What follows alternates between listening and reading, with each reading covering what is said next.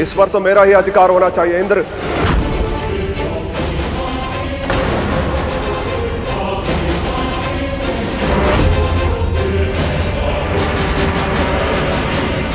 देवराज, कहां गए देवराज? अभी तो यहीं थे।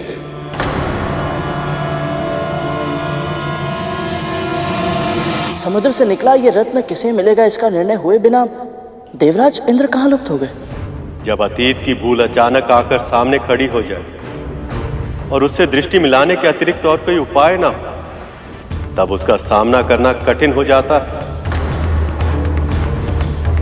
ये वही हाथी जिसने देवराज इंद्र के साथ मिलकर महर्षि दुर्वासा का अपमान किया था। देवराज इंद्र को इसकी क्या आवश्यकता? तूने विजय श्री की प्रतीक परम पूजनीय रुद्राक्ष की माला मेरे आराध्य भगवान शिव के वरदान का अपमान किया है। आज से तू और तेरे सभी देवता श्रीहीन हो जाएंगे। ऐरावत? हाँ गरुड़, यह ऐरावत ही है। कहते हैं ये काम, क्रोध, मद, मोह और लोभ पर नियंत्रण का प्रतीक है।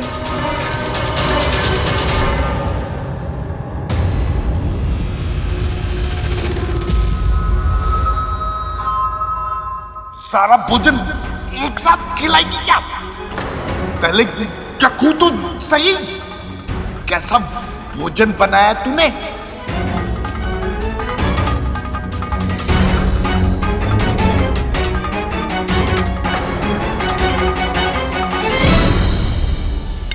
ईर्ष्या की भावना से मनुष्य कभी अच्छा परिणाम नहीं पा सकता और दीनता के लिए कद्रू की यह भावना उसे कभी अपने मंशा में सफल नहीं होने देगी।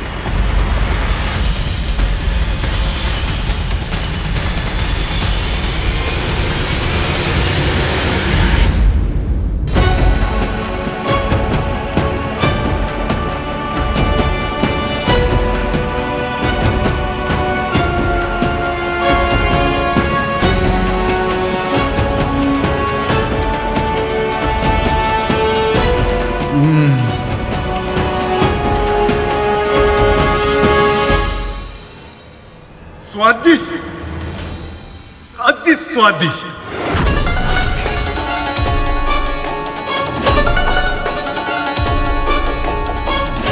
मेरे बनाए भोजन में बाबा इतने दोष निकालते थे और कद्रू दीदी के बनाए भोजन में एक भी दोष नहीं निकाला। क्या सच में भोजन इतना स्वादिष्ट बना है?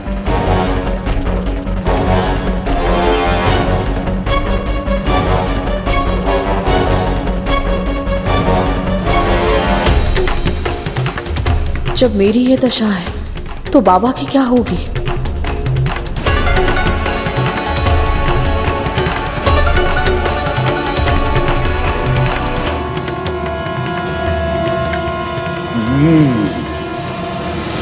अपनी बहन से कुछ नहीं सीखा तूने।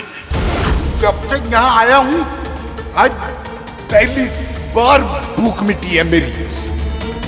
आज जैसा भोजन बना है मुझसे खाने का आनंद दुगना हो गया।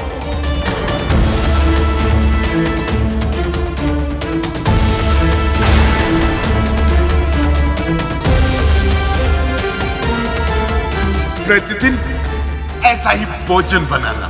हाँ? प्रतिदिन? अवश्य बाबा, मैं प्रतिदिन अपने हाथों से बनाकर आपको खिलाऊंगी।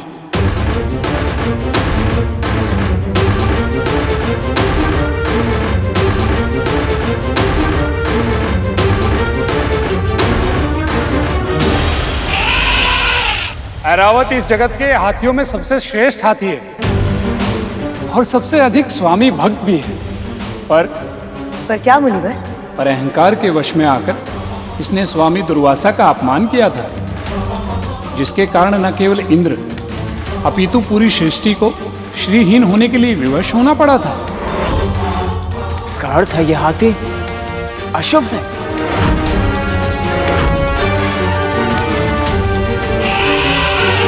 हम असुरों के लिए शुभ, हमारा फल होता है राहु। केवल कायरता होती है हमारे लिए अशुभ। नहीं बनी, राहु सही कह रहा है। यदि इस हाथी में कोई समस्या नहीं तो इंद्र इसे छोड़कर क्यों भाग गया? अवश्य ये साक्षात दुर्भाग्य का रूप है ये हाथी। वाह, सौभाग्य दुर्भाग्य जैसी बातें मैं नहीं मानता। मैं मानती हूं बलि। जब दांव पर अमृत लगा हो तो एक हाथी के लिए दुर्भाग्य को न्यौता देना मूर्खता होती है। और मैं तुझे ये मूर्खता नहीं करने दूंगी।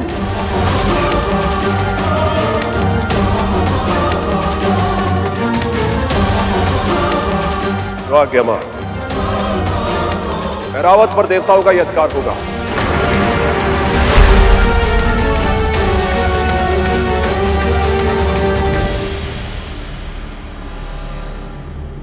ये ऐरावत कहाँ चला गया? सेवक इतने तीव्र गति से दौड़कर केवल अपने स्वामी के पास ही जा सकता है।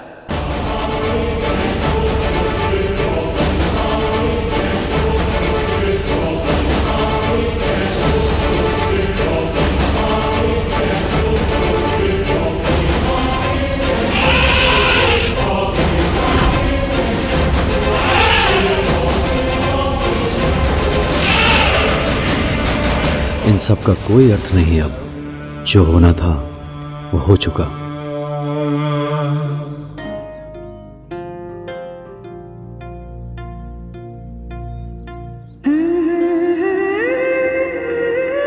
बाबा तो प्रसन्न है, फिर मुझे क्यों बुरा लग रहा है? जो भोजन जीवा के लिए स्वादिष्ट होता है वो स्वास्थ्य के लिए हानिकारक होता है, ये जानते हुए भी मैं कद्रू दीदी को रोक क्यों नहीं पाई? क्या करूं मैं? सच में मैं अभागिनी हूं,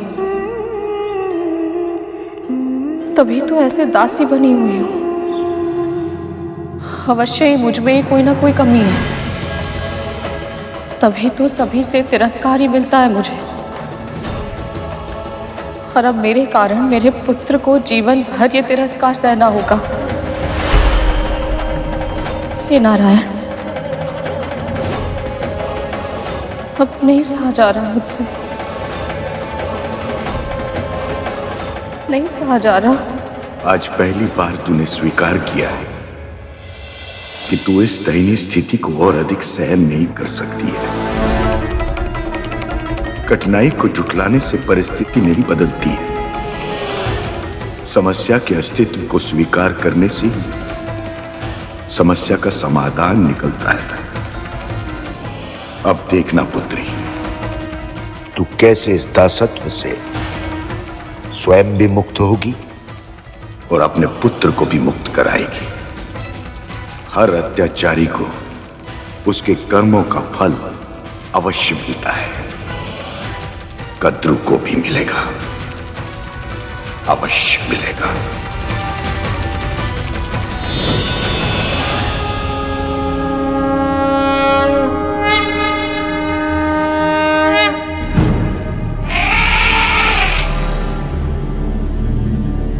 ये क्या कर रहा है रावत? क्षमा मांग रहा है। अहंकार में आकर इसने महर्षि दुर्वासा की दी हुई माला फेंक दी थी। अपनी इसी भूल पर पश्चाताप व्यक्त कर रहा है। परंतु भैया, ऐरावत में अहंकार तो स्वयं देवराज के कारण ही था ना। वो कहते हैं ना, यथा स्वामी तथा सेवक। स्वामी का ही स्वभाव सेवक में प्रतिबिंबित होता है। सत्य कहा गर्व। और अब ये बात देवराज इंद्र भी समझ चुके हैं।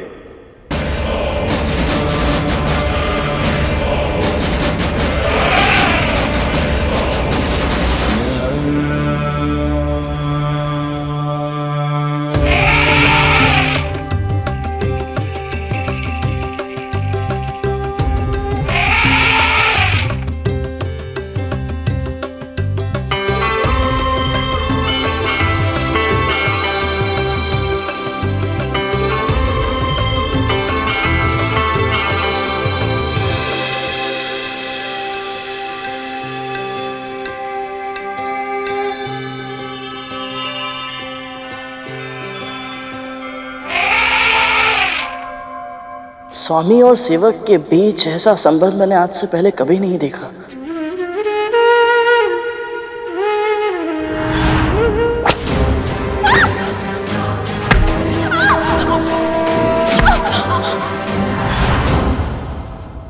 महारानी तो मेरी मां के साथ। ऐरावत ने पूरे मन से अपने स्वामी की सेवा की, तो इंद्र ने भी उन्हें सम्मान दिया। दोनों पक्षों के मर्यादित आचरण के बिना संबंध का ऐसा सूत्र स्थापित हो पाना संभव ही नहीं है। पर देवी विंता अपनी स्वामिनी देवी कद्रू के लिए कोई साधारण दासी नहीं है गरुड़।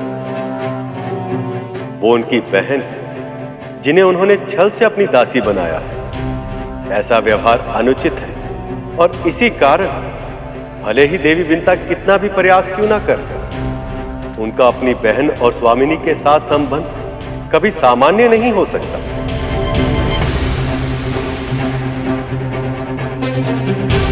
ऐरावत का अपने स्वामी के साथ संबंध सच में अद्भुत है। बस एक ही इच्छा है मेरी, किसी तरह मैं भी अपने प्रभु का ऐसा ही सेवक बन पाऊं।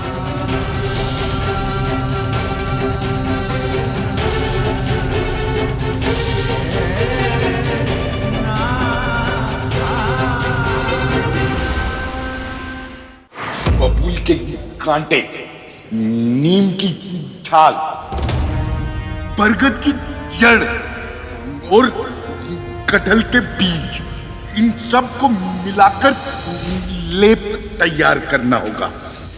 सारी की सारी सामग्री कटीली है। इनका लेप बनाया तो मुझे स्वयं ही लेप की आवश्यकता पड़ जाएगी। तुझसे संभव हो पाएगा ना? नहीं तो विंता कर लेगी। शुरू से वही तो कर रही है। पर कोई लाभ नहीं बना बाबा। आप चिंता मत कीजिए, मैं स्वयं अपने हाथों से लेप बनाऊंगी आपके लिए। फिर देखिएगा, आपके घाव शीघ्र ही ठीक हो जाएंगे। औषधि से अधिक प्रभाव डालती है सेवा, और तेरा सेवा भाव तो सबसे अलग है। विंता तो केवल एक दासी की तरह अपने कर्तव्य का निर्वाह करती है, किंतु तू। मैं मन से करती हूँ बाबा, अन्यथा मुझे क्या आवश्यकता है कि इतने सेवक सेविकाओं के होते हुए भी मैं स्वयं आपकी सेवा करूं? सही कह रही है तू।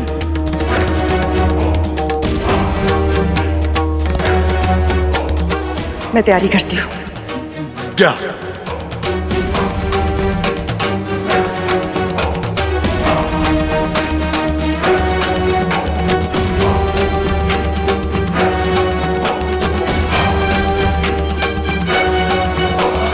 आज तक न जाने कितनी बार भला बुरा सुना है, पर मेरे मन पर उनका कोई प्रभाव नहीं पड़ा। कभी मेरा मन दुखी नहीं हुआ। पर जब बाबा के मुंह से ये सब सुनती हूँ तो न जाने इतनी टीस क्यों उठती है मेरे हृदय में। क्यों ऐसा लगता है जैसे बाबा नहीं, मेरे भगवान ही मुझसे रूठ गए हैं।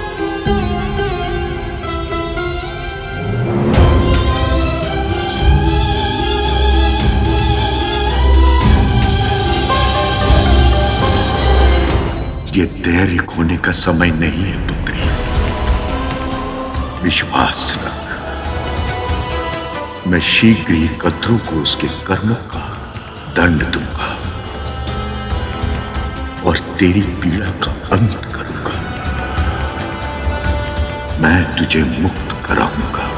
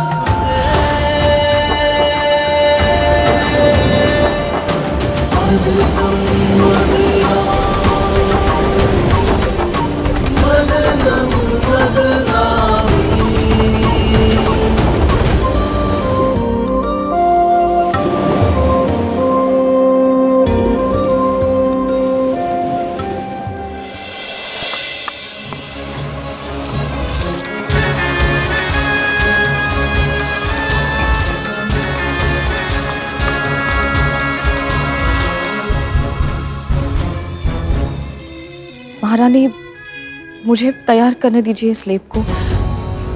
मुझे कोई श्रेय नहीं चाहिए। मैं बस इस लेप को तैयार कर दूंगी, फिर आप ही ले जाइएगा और आप ही लगा दीजिएगा। ठीक है, तेरी यही इच्छा है तो तू ही बना ले।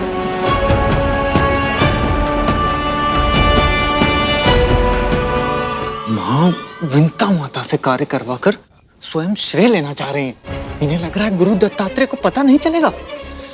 पर उन्हें तो सब पता होता है ना, तब तो कहीं माँ को आशीर्वाद के स्थान पर श्राप मिल गया तो।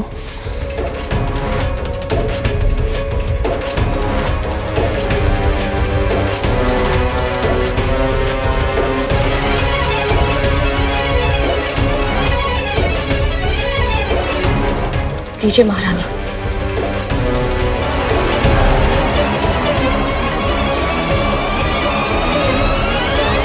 अब विश्वास हो जाएगा पापा को, ये लेप मैंने बनाया है।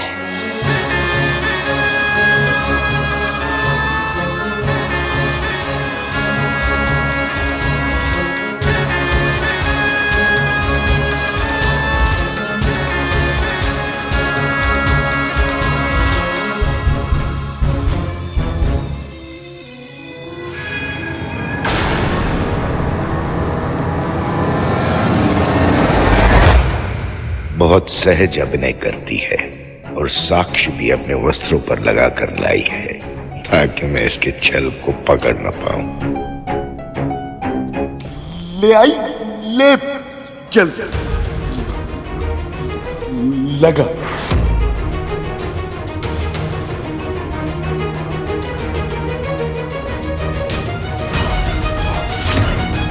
जिस घाव की गंध से मेरा मन इतना विचलित हो रहा है, मैं ऐसे घाव पर लेप कैसे लगाऊंगी? मैं नहीं कर पाऊंगी।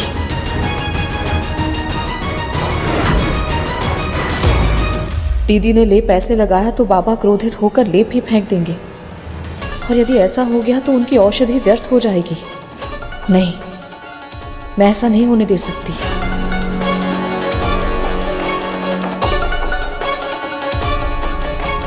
इधर उधर क्या देख रही है? चल लगा।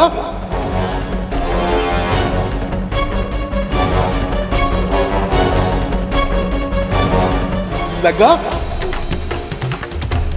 जी बाबा, आप लेप लगाने से आपको जलन होगी, आप अपनी आंखें बंद कर लीजिए।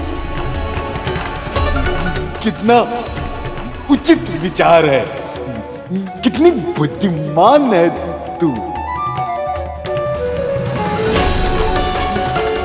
लगा।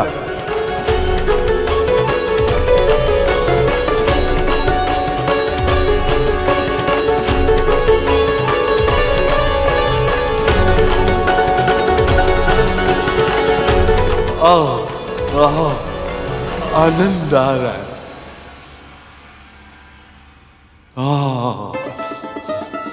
सचमुच तेरे हाथों में चमत्कार है।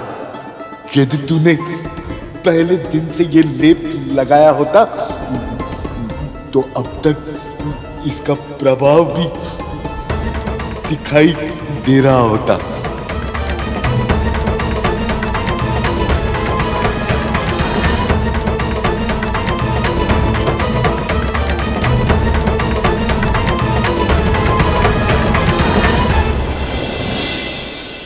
ये सुगंध कैसी?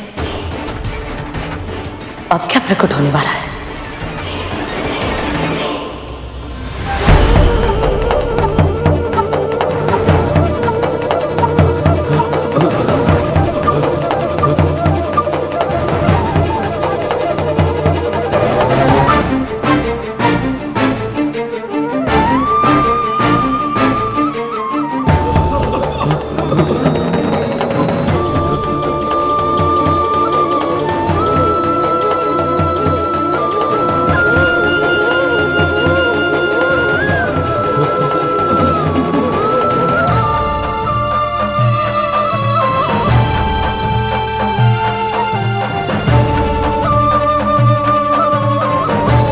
प्रभु, मंथन से ये क्या निकला है जिसका तेज हम में से कोई सह तक नहीं पा रहा? कौस्तुभ मणि है ये।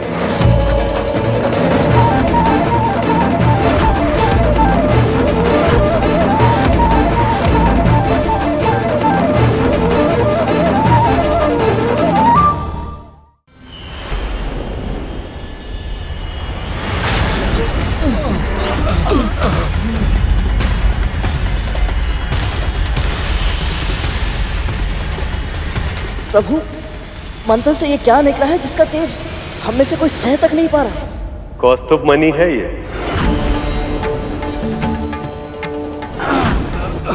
अंतहीन, अपराजित, शुद्ध प्रकाश की अभिव्यक्ति के रूप में परम चेतना का प्रतीक है ये।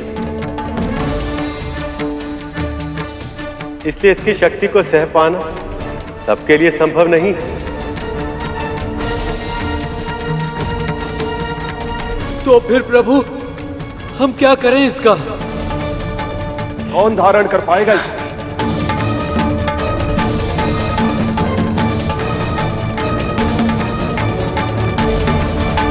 हम सब इस विशाल समुद्र को मथ के इसमें भीषण असंतुलन उत्पन्न कर रहे हैं। कितनी असुविधा पहुंचा रहे हैं हम इसे।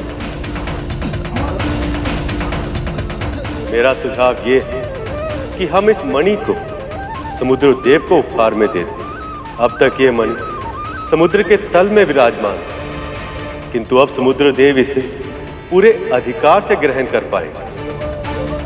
उचित सुझाव है। उचित सुझाव है। हे समुद्र देव, मैं नारद, प्रभु विष्णु सभी देवताओं और दानवों के प्रतिनिधि के रूप में आपसे आह्वान करता हूँ। कृपया आप दर्शन दें। प्रकट हो समुद्र देव। प्रकट हो समुद्र देव, प्रकट हो। प्रकट हो समुद्र देव, प्रकट हो। प्रकट हो समुद्र देव, प्रकट हो।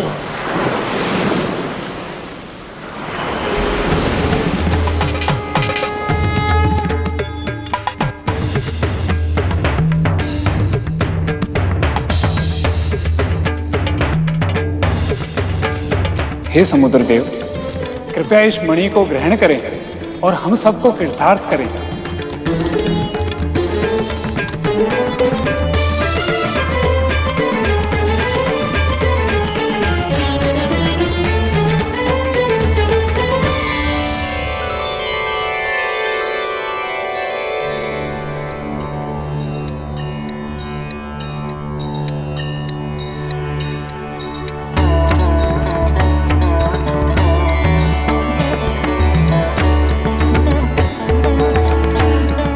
प्रभु विष्णु और आप सभी ने मेरा स्मरण किया, मुझे इस योग्य समझा, इसके लिए आप सभी का बहुत बहुत धन्यवाद।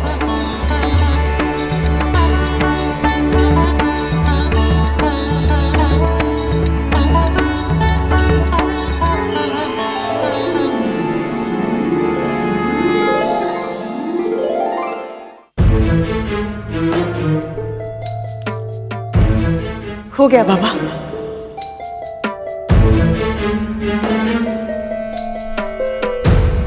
आनंद आ गया।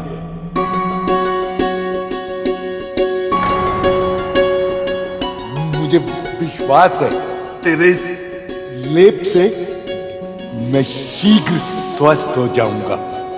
यदि ऐसा हुआ तो मेरी आत्मा तुझे ऐसा आशीर्वाद देगी कि तेरा जीवन निहाल हो जाएगा।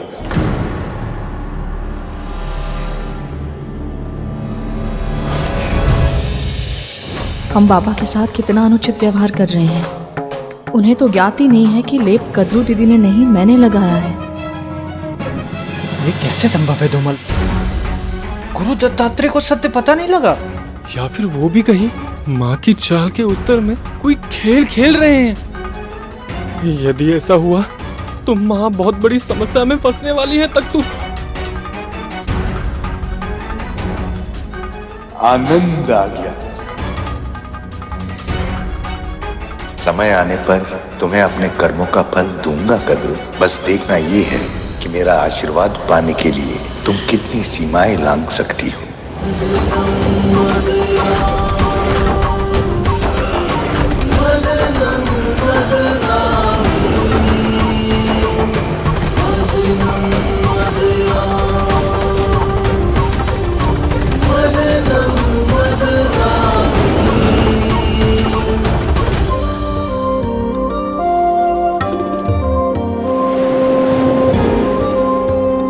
कब तक प्रतीक्षा करवाएंगी माँ? अब तो आ जाइए।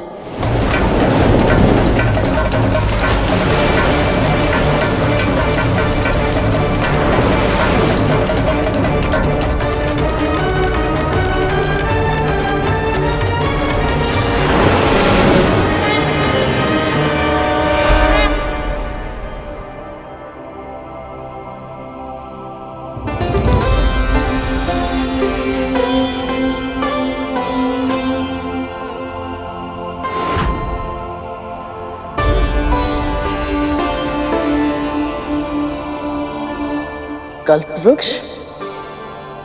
वाह गरुड़, वृक्षराज को पहचान लिया तुमने? श्रेय मेरा नहीं है भैया, श्रेय माँ का है। माँ ने मुझे 7 लोगों के बारे में बताते समय इनके बारे में भी बताया था। परंतु सत्य तो ये है कि जितना मैंने सोचा था उससे कहीं अधिक सुंदर है ये। क्या बताया था तुम्हारी माँ ने? प्रभु यही कि मन में कोई भी इच्छा क्यों ना हो, यदि इनसे मांगते हैं तो वो इच्छा अवश्य पूर्ण होती है। सत्य ही कहा था उन्होंने। पर कल्प वृक्ष की महिमा केवल इच्छाएं पूरी करने तक सीमित नहीं है गरुड़। इसका महत्व तो इससे भी कहीं अधिक है। इस वृक्ष को तुम सबको देना संभव नहीं है वज्रांग। इस वृक्ष की हम देवताओं ने वर्षों तक सेवा की है। इस पर केवल हमारा अधिकार है। असंभव। स्वर्ग पर केवल हम असुरों का राज है अग्नि, और इस नाते स्वर्ग की प्रत्येक वस्तु पर केवल और केवल हमारा अधिकार है, इस कल्प वृक्ष पर भी। दुखद तो ये है कि जो इसके लिए झगड़ा कर रहे हैं वो ये जानते तक नहीं। बस वज्रांग, रुक जाइए आप लोग। जो सबकी इच्छाएं पूरी करते हैं उनके लिए झगड़ने से पहले आप दोनों पक्ष कल्पवृक्ष से तो पूछ लीजिए कि वो कहां रहना चाहते हैं।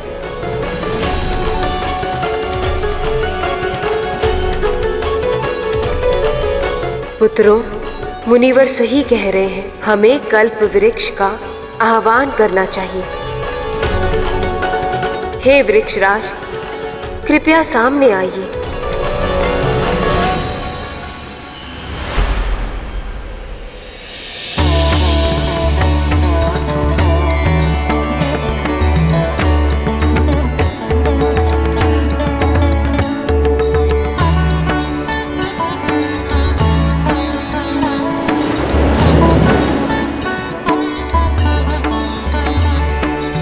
दोनों पक्ष एक एक करके अपनी इच्छा प्रकट कीजिए।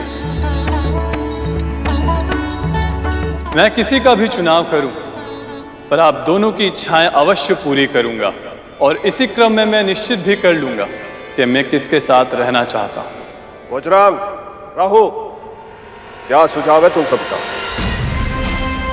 अग्नि, वायु, क्या मांगना चाहिए मुझे?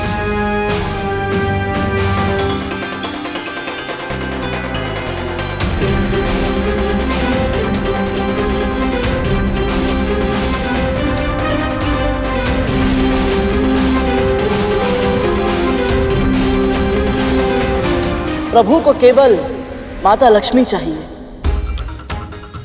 मुझे मेरी मां की प्रसन्नता। शेष भैया, आप क्या मांगना चाहेंगे कल्प वृक्ष से? मेरे पास मेरे परम पिता, परम प्रभु श्री विष्णु है। सब कुछ है मेरे पास, मुझे और कुछ नहीं चाहिए।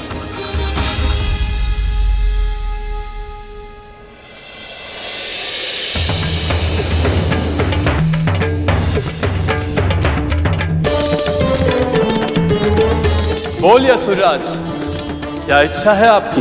विशाल, विराट, अंतहीन सेना, इतनी अधिक जितनी इस पूरे संसार में और किसी के पास ना हो।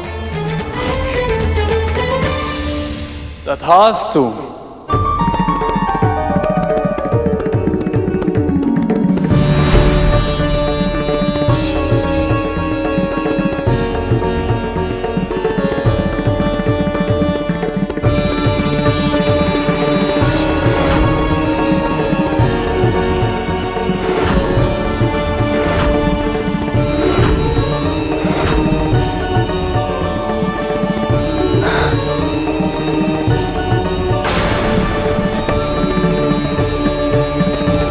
देवराज, शक्ति का पलड़ा तो पहले से ही इन असुरों की ओर झुका हुआ था।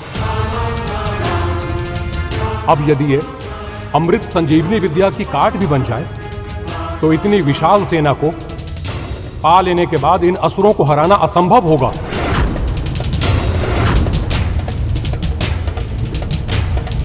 मेरा सुझाव है देवराज की कुछ ऐसा मांगिए जिसकी सहायता से इस असंख्य सेना को एक बार में ही मारा जा सके।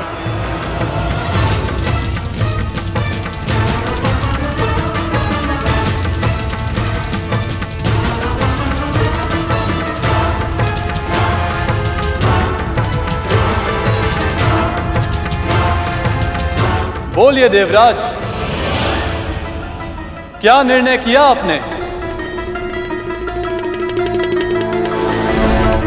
असुर तो अब पहले से भी अधिक शक्तिशाली हो गए। देवराज ऐसा क्या मांगेंगे जो इन्हें असुरों से भी अधिक शक्तिशाली बना सके? हे वृक्षराज, मुझे कुछ लेना नहीं, मुझे कुछ देना है आपको।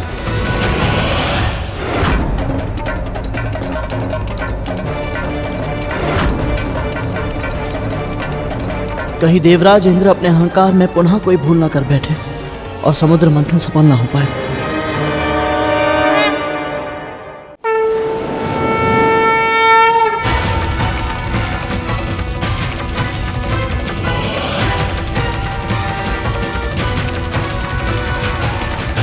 मेरी इच्छा ये है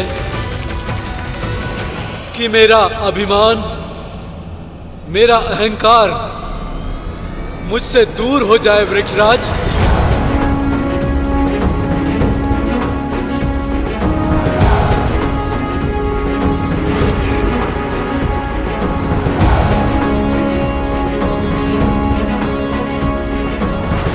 तथास्तु।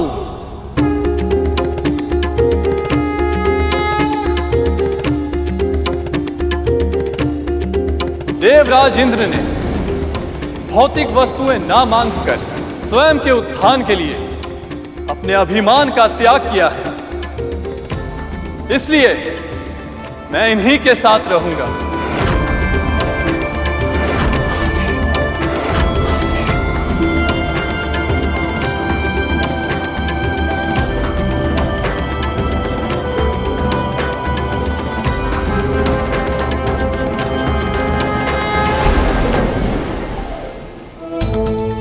एक बार फिर से ये देवता जीत गए, लेकिन अगली बार मैं ऐसा नहीं होने दूंगी।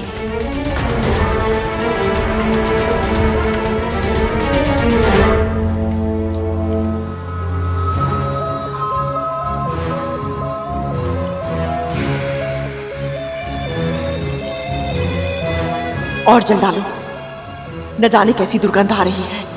ऐसा लग रहा है मेरे तन में ही बस गई है। माँ, यदि आज्ञा हो तो एक बात कहें?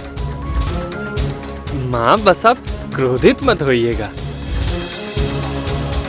हमें ऐसा लगता है कि आप कि उन बूढ़े बाबा के साथ छल नहीं करना चाहिए था।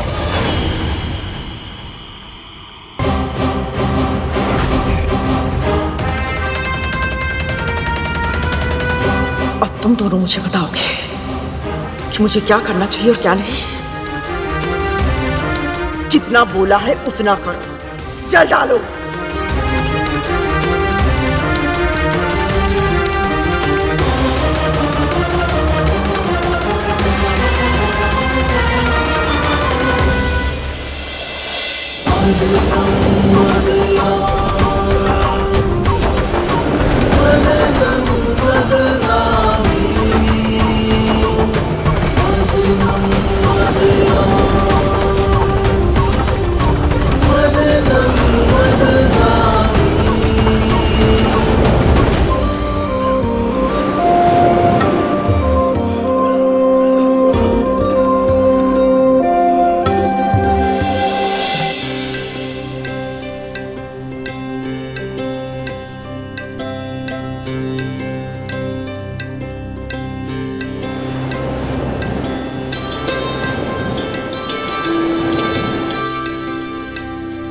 ये अद्भुत सुगंध और पायल की ध्वनि, ये माँ के अतिरिक्त और कौन हो सकती है?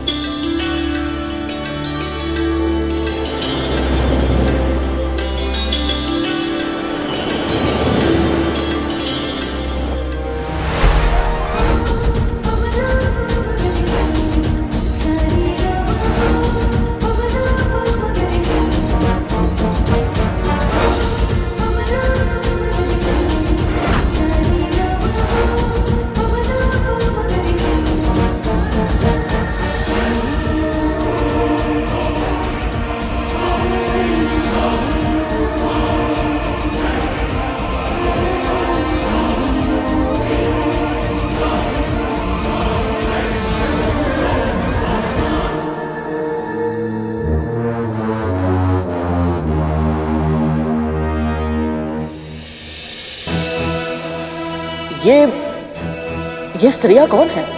रंभा।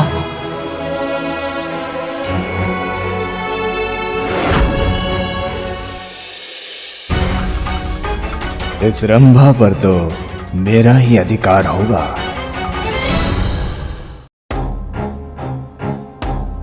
सुंदरी, तुम्हारा आकर्षण तो अधिक है सुंदरी।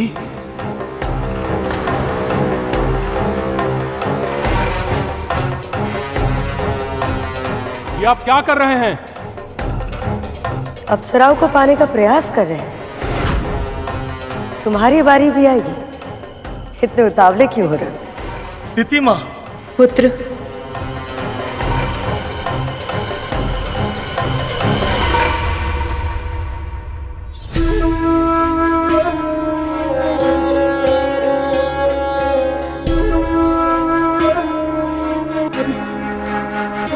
क्या हुआ?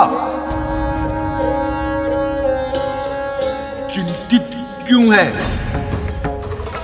जो कष्ट मुझे हुआ था वही कष्ट अब महारानी को भी हो रहा है बाबा। तुझे तो प्रसन्न होना चाहिए। नहीं बाबा,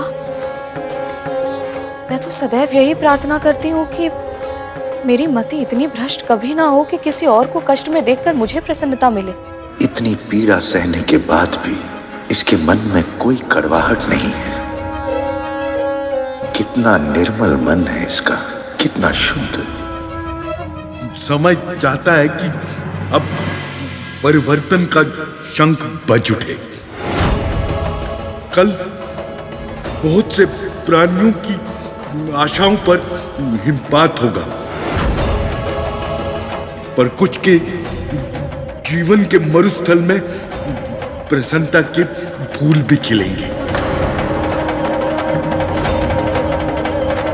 कल मुझसे भोर में मिलने आना विंता।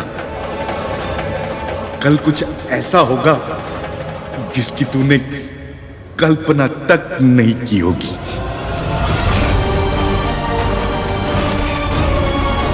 ऐसा क्या होगा कल?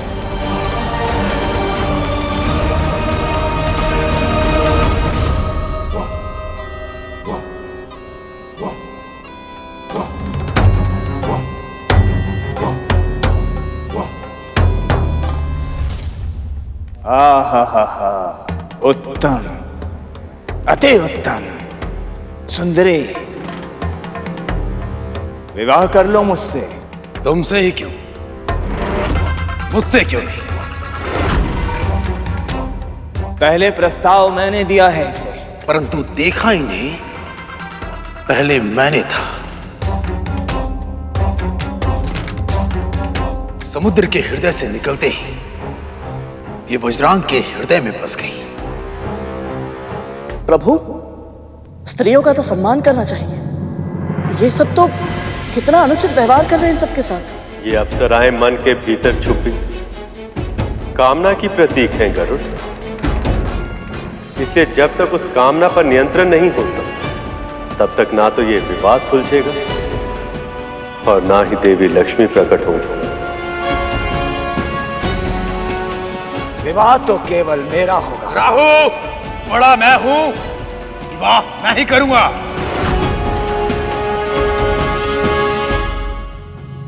यदि ये अप्सराएं असुरों के पास चली गई तो इन्हें न जाने कितने अपमान सहने होंगे। नहीं, मैं ऐसा नहीं होने दे सकता। मुझे कुछ ऐसा करना होगा ताकि असुर अपनी कामना पर नियंत्रण रखे, अन्यथा ये मंथन पुनः शुरू नहीं हो पाएगा।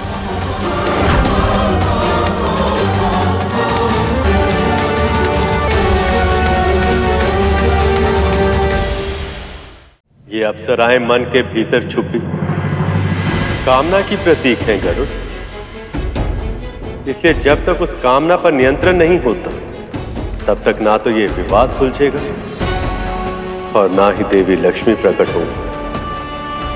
तब तो प्रभु मुझे ही कुछ करना पड़ेगा। परंतु इन सभी के लिए तुम केवल एक दास हो। ये तुम्हारी बात क्यों सुनेंगे? नहीं सुनेंगे भैया, परंतु अपनी मां की आज्ञा अवश्य मानेंगे।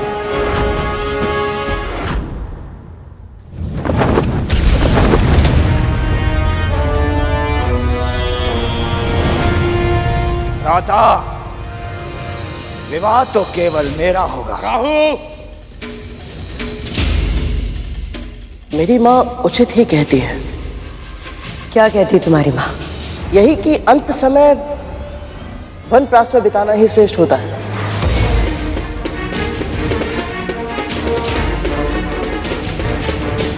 अब आपके पुत्रों को संभालने वाली सुंदरी आ गई है दीदी माँ।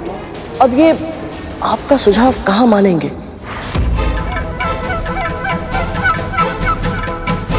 इसीलिए उचित यही होगा कि आप वन में या पिताजी के आश्रम में जाकर तपस्या करें।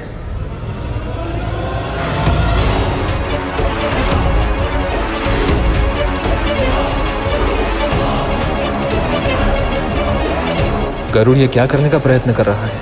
मैं तपस्या करने चली जाऊं ताकि ये देवता मेरे पुत्र को मूर्ख बना सके। राहु बड़ा मैं हूं, विवाह मैं ही करूंगा। अच्छा, तो ये अप्सराएं षड्यंत्र है मेरे पुत्रों के विरुद्ध। लगता है तीर निशाने पे लग गया। लगता है गरुड़ की योजना सफल हो रही है। पुत्रों,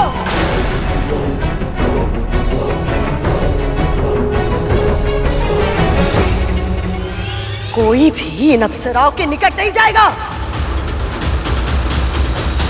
देवता को लेने दो इन्हें, यह आदेश है मेरा।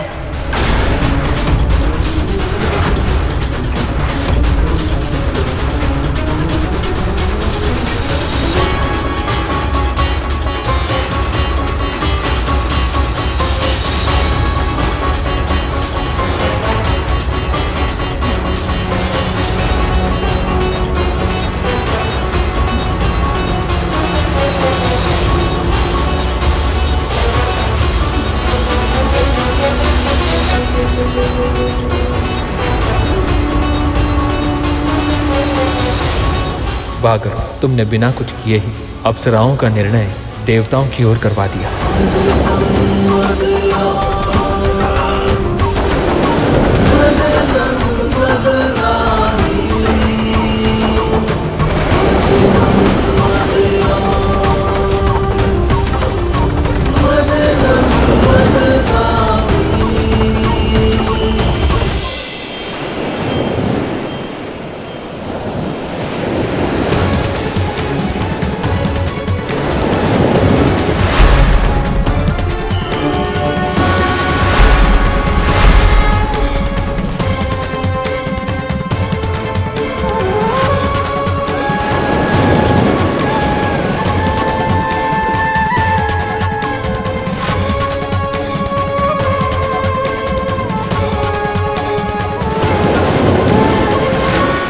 ये अद्भुत प्रकाश, ये मंद मंद चलने वाली पवन और प्रकृति में ये सुंदर बदलाव, ये सब कुछ कैसे हो रहा है?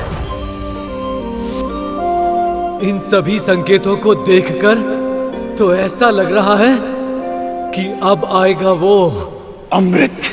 अमृत, अमृत, अमृत, अमृत, अमृत।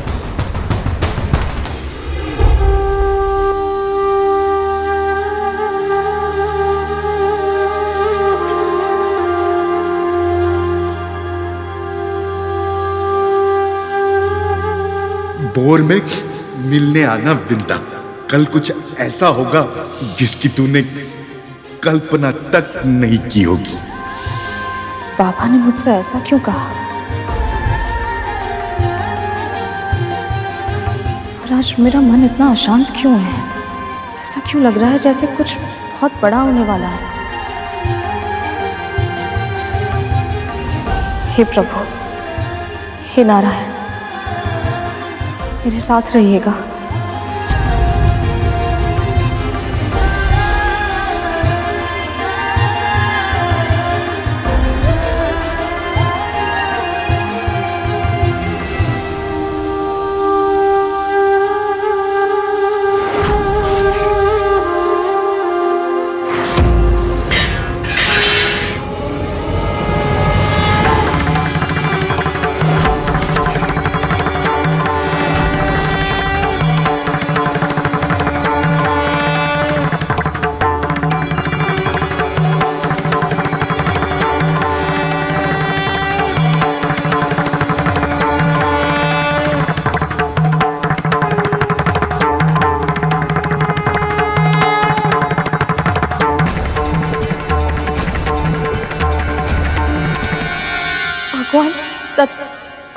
आप?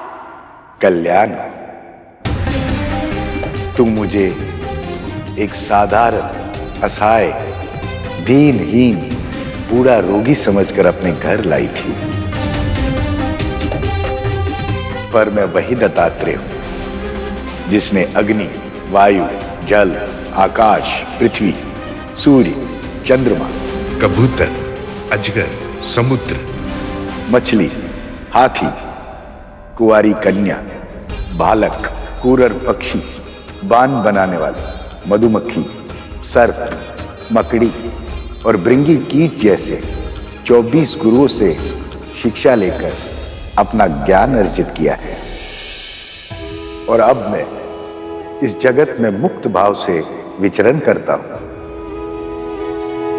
मैंने तुम्हारे धैर्य और श्रद्धा के बारे में बहुत सुना था, इसलिए परखने चला आया। तूने मुझे तनिक भी निराश नहीं किया। पूरे मनोयोग से, बिना किसी स्वार्थ के, जिस तरह तूने मेरी सेवा की है, उससे मैं बहुत प्रसन्न हूं विंता। इसलिए अब मैं तुझे वरदान देना चाहता हूं। मन में जो इच्छा है मांग ले। मुझ जैसी साधारण दासी को आपने अपनी सेवा का सौभाग्य दिया। बिना मांगे सब कुछ मिल गया है मुझे। अब मुझे और कुछ नहीं चाहिए। तूने मेरी सेवा निस्वार्थ भाव से तो की ही, किंतु अब मेरे दर्शन पाने के बाद भी तेरे मन में लोभ नहीं जागा। तेरे मस्तिष्क में किसी अभिलाषा का विचार तक नहीं आया, और इसलिए अब मैं तेरी झोली में वो सब डालूंगा, पूरी तरह सुपात्र होने के पश्चात भी, जिसके लिए तू वर्षों तक तरसी है। दासत्व का जो दंश तुझे दिन प्रतिदिन दसता है, अब तुझे उस दासत्व से मुक्ति मिल जाएगी।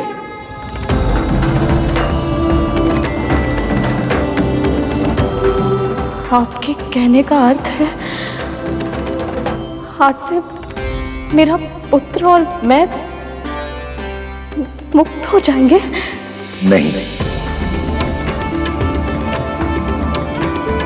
जिस प्रकार एक काली घनी लंबी रात्रि के पश्चात सर्वप्रथम आकाश में तुम्हारे पुत्र अरुण की लालिमा छाती है, और उसके बाद ही धीरे धीरे सूर्य का प्रकाश फैलता है, उसी प्रकार धीरे धीरे तुम्हें तुम्हारे कष्टों से मुक्ति मिलेगी।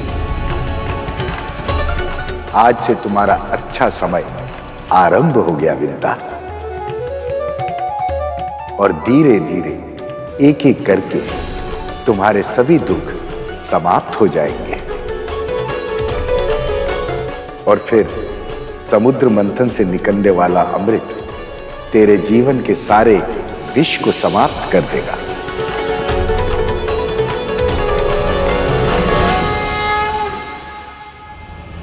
कल्याण।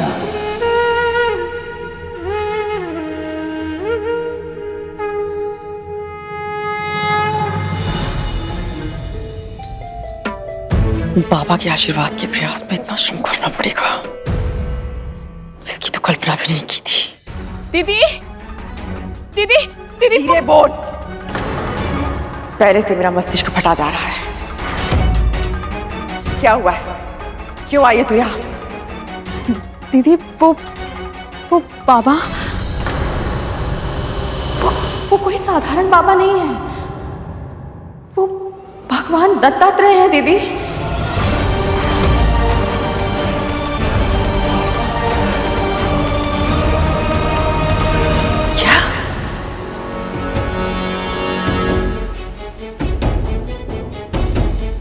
क्या कहा तूने? ये सत्य है दीदी। हमारे स्वामी प्रभु विष्णु की प्रतिमा को नहीं, भगवान दत्तात्रेय को प्रणाम कर रहे थे।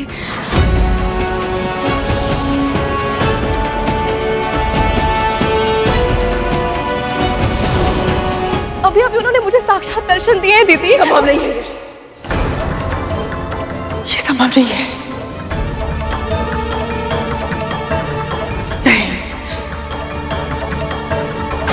नहीं है संभव।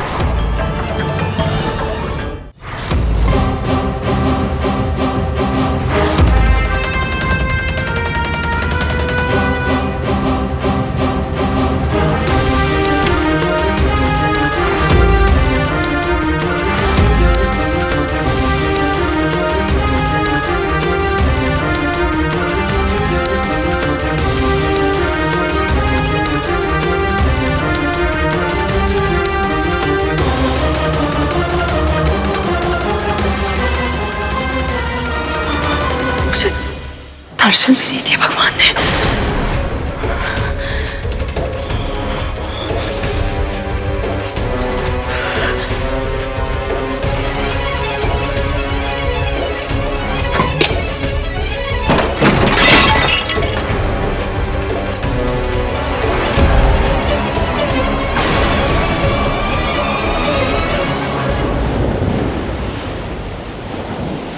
न जाने क्यों ये खुशबू मुझे अमृत की नहीं लग रही। ये सुगंध तो माता लक्ष्मी के आंचल की है।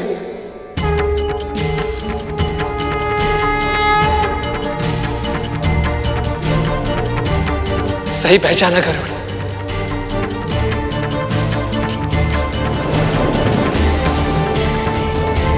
तो क्या अब मां लक्ष्मी प्रकट होने वाली है? मन तो मेरा भी यही कह रहा है भैया, परंतु सटीक अनुमान लगाना भी तो संभव नहीं है। प्रभु आपको क्या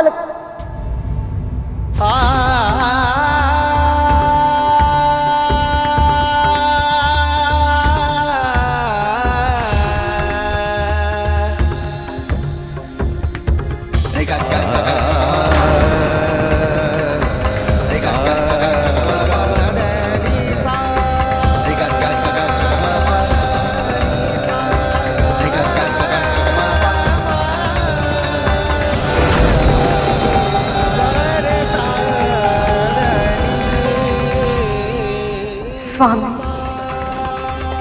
हमारे इस विरह की अवधि हमारी पुनर्मिलन की प्रतीक्षा समझकर बिताइएगा। अभी हमें जाना होगा प्रभु।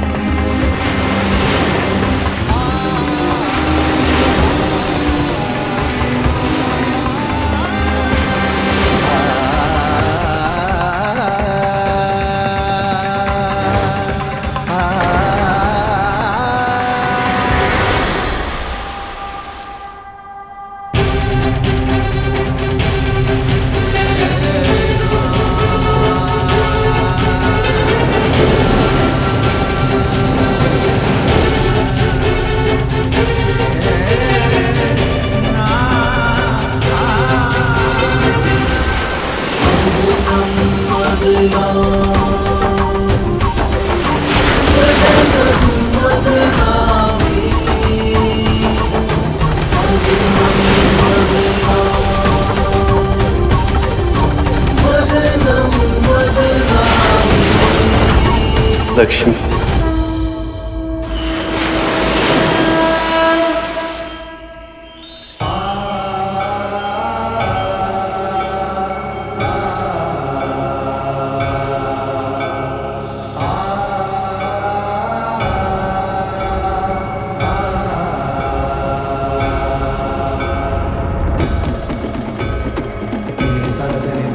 आठ दल वाला कमल,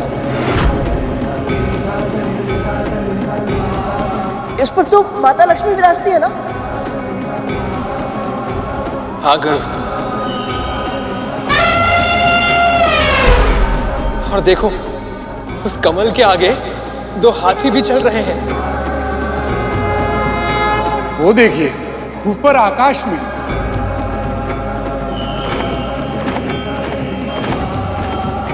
देवी लक्ष्मी का वाहन उल्लू।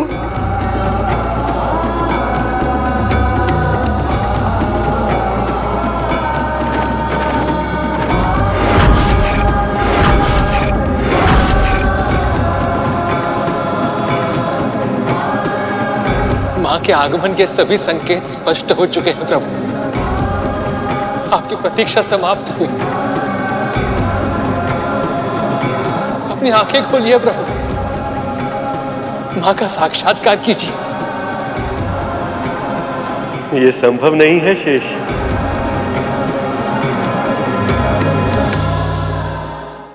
प्रभु, ये आप क्या कह रहे हैं?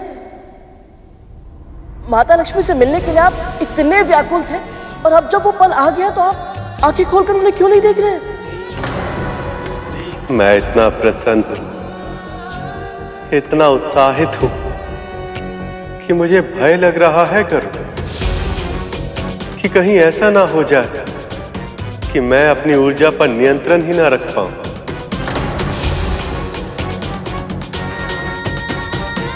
सैकड़ों बार इस पुनर्मिलन के क्षण की कल्पना की है मैंने, किंतु मैं भी नहीं जानता कि जब हम दोनों एक दूसरे के सामने आएंगे तो क्या प्रतिक्रिया होगी, कैसे देखेंगी वो मुझे, किस नाम से पुकारेंगी। बस यही सोचकर मेरे हृदय की गति बढ़ती जा रही।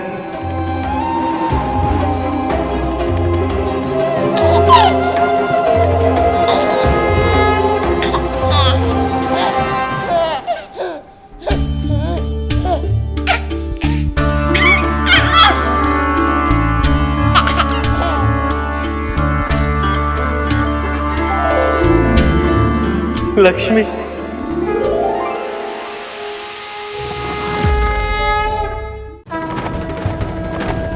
प्रभु मैं समझ नहीं पा रहा हूं, माता लक्ष्मी ने शिशु रूप में दर्शन क्यों दिए?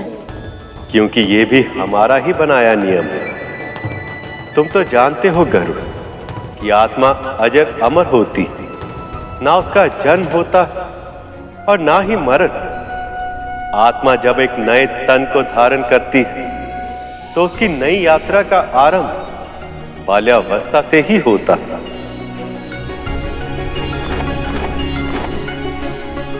इसलिए देवी लक्ष्मी ने समुद्र देव के पुत्री के रूप में अपनी नई यात्रा का आरंभ बाल रूप से ही किया। कितना भाग्यशाली हूं मैं कि स्वयं मां लक्ष्मी मेरी पुत्री बनी।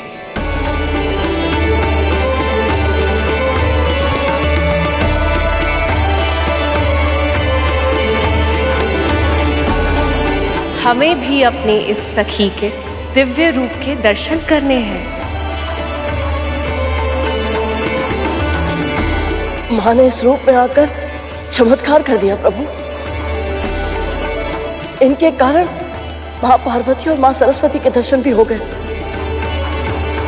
और यहाँ का वातावरण और भी अधिक पवित्र हो गया।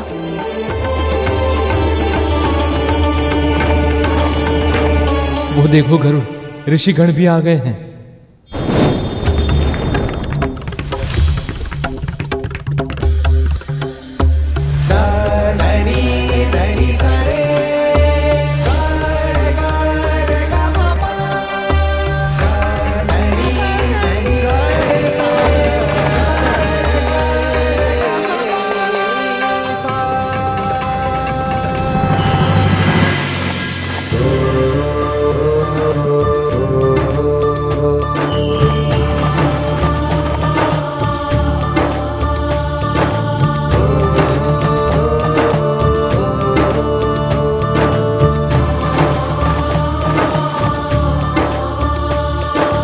लक्ष्मी, अब आप अपने मूल स्वरूप में आने की कृपा करें।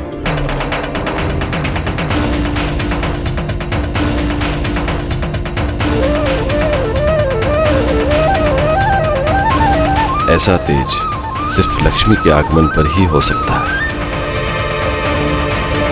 मां लक्ष्मी की, मां लक्ष्मी की, मां लक्ष्मी की, मां लक्ष्मी की, मां लक्ष्मी की, मां लक्ष्मी की, मां लक्ष्मी की, मां लक्ष्मी की, मां लक्ष्मी की, मां लक्ष्मी की।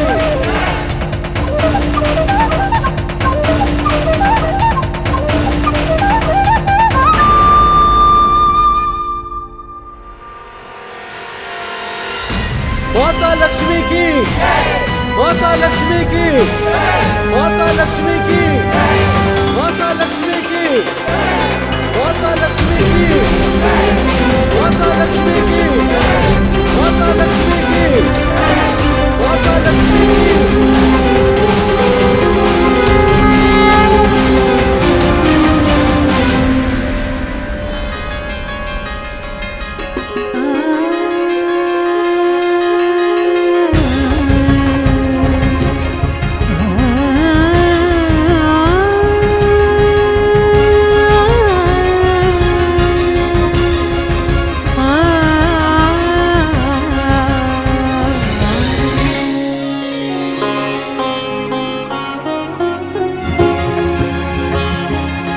लक्ष्मी।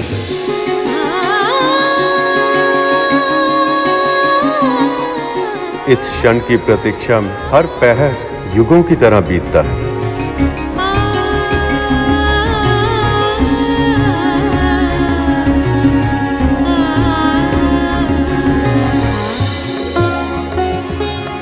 नारायण नारायण। इसीलिए तो ये जोड़ी सृष्टि की सर्वोत्तम जोड़ी कहलाती है।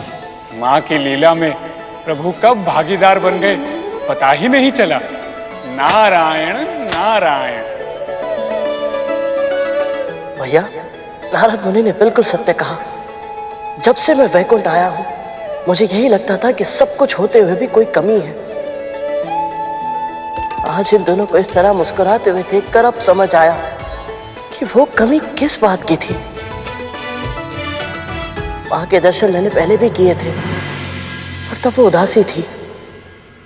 मुस्कुराते तो प्रभु भी थे, परंतु इनकी मुस्कुराहट की चमक इनकी आंखों में नहीं दिखती थी। और आज भले ही प्रभु और मां लक्ष्मी मिल नहीं पाए, परंतु इनके एक साथ एक स्थान पर होने से ही ऐसा प्रतीत होता है जैसे जैसे सारे संसार की प्रसन्नता लौट आई है। मां लक्ष्मी की जय, मां लक्ष्मी की जय, मां लक्ष्मी की जय, मां लक्ष्मी की जय, मां लक्ष्मी की जय, मां लक्ष्मी की जय। मां, जब आपने ये पूरी लीला रची ही है, हम सबको इसका भागीदार बनाया ही है, तो अब हमें आप इसका पूर्ण आनंद लेने दीजिए।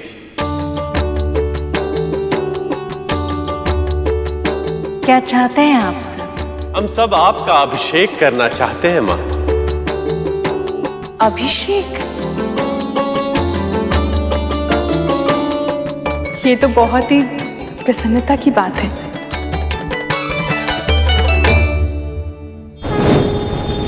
ऐसा अवसर कई वर्षों में एक बार ही आता है देवी। आज्ञा दे दीजिए।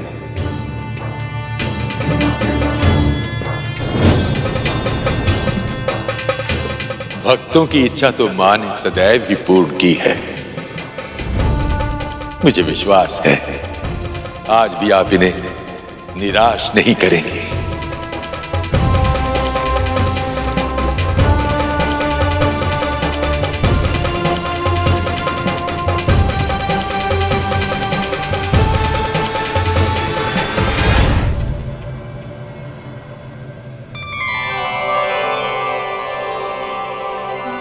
ये मेरी माँ के सुकर्मों का ही फल है कि मैं इतने सौभाग्यशाली क्षणों का साक्षी बन पा रहा हूँ। बस माँ और विमाता भी यहाँ उपस्थित होते तो उन्हें भी नारायण और लक्ष्मी माँ के मिलन देखने का सौभाग्य प्राप्त होता।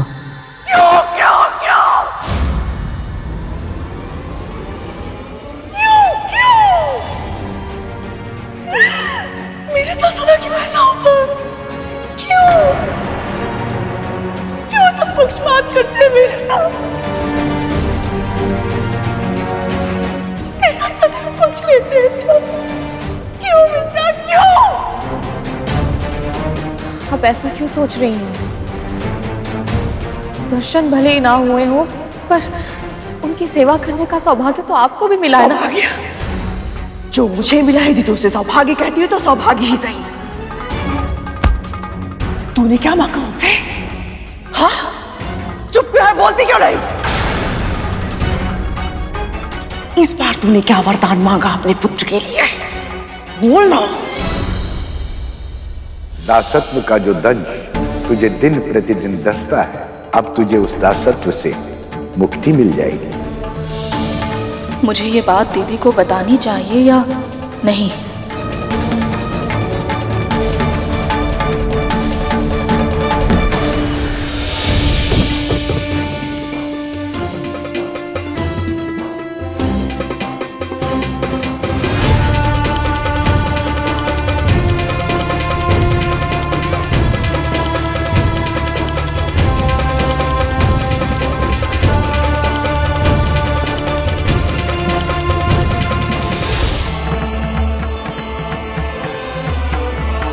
माता लक्ष्मी पर पत्तों और फूलों की वर्षा। देवी लक्ष्मी नए जीवन और समृद्धि का प्रतीक है।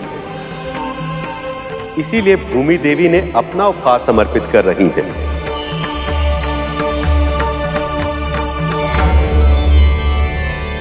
क्या वरदान मांगा तूने उनसे? बोलना। मैं असत्य नहीं कह सकती, पर यदि मैंने दीदी को बता दिया कि मेरे बिना मांगे ही भगवान दत्तात्रेय ने मुझे और मेरे पुत्र को दास्ता से मुक्त होने का आशीर्वाद दे दिया है, तो ये सह नहीं पाएंगी। क्या करूं मैं? मौन रहने से मुक्ति नहीं मिलेगी तुझे। जब तक मेरे प्रश्नों के उत्तर नहीं दे देती, तू यहां से नहीं जाएगी।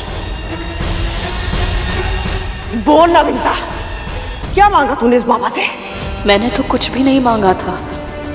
जो मिला है बिना मांगे ही मिला है।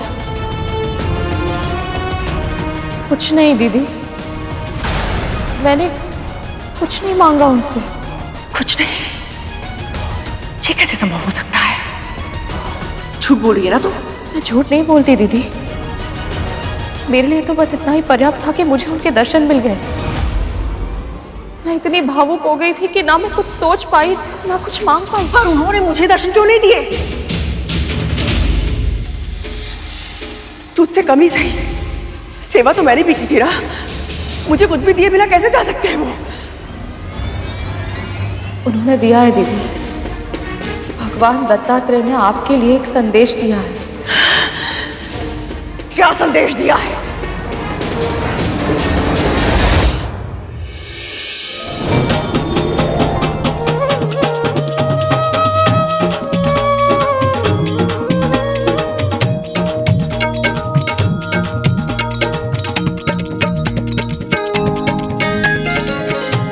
माता लक्ष्मी के आने की खुशी में ये मेघराज कितना मोहक नृत्य कर रहे हैं।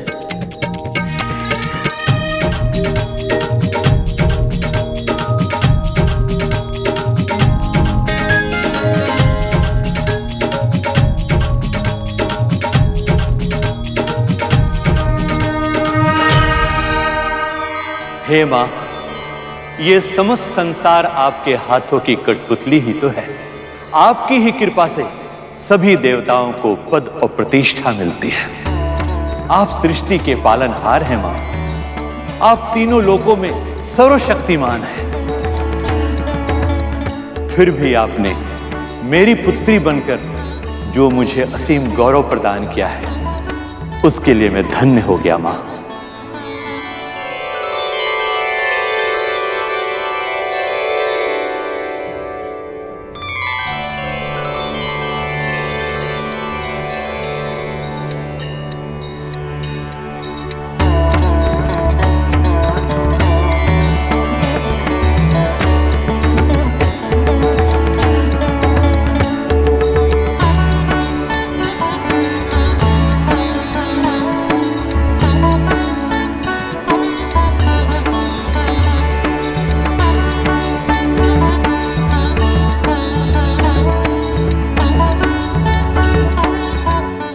इन पीले वस्त्रों में माँ को देखकर ऐसा लग रहा है कि माँ प्रभु के रंग में ही रंग गई है।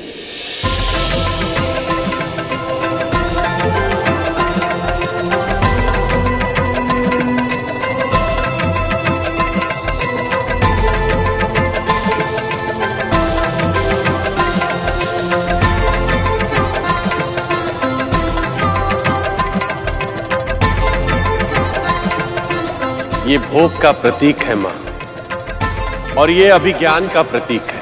इसे स्वीकार कर हमें कृतार्थ करें।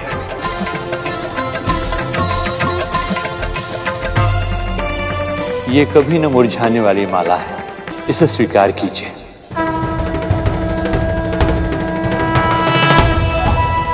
अपने सेवक बसंत की ओर से यह शहद स्वीकार करें मां। विश्वकर्मा होने के नाते मैं आपके लिए आभूषणों का निर्माण करना चाहता हूं मां, आज्ञा दीजिए।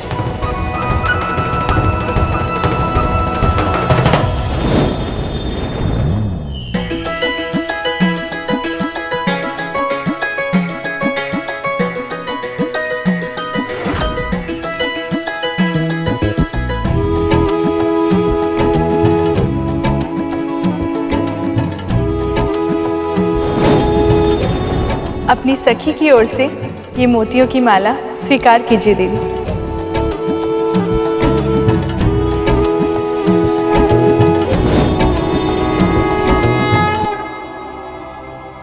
ये अक्षय कमल है जो कभी नहीं मुरझाएगा। इसे स्वीकार कर इसके अस्तित्व को सार्थक करें देवी।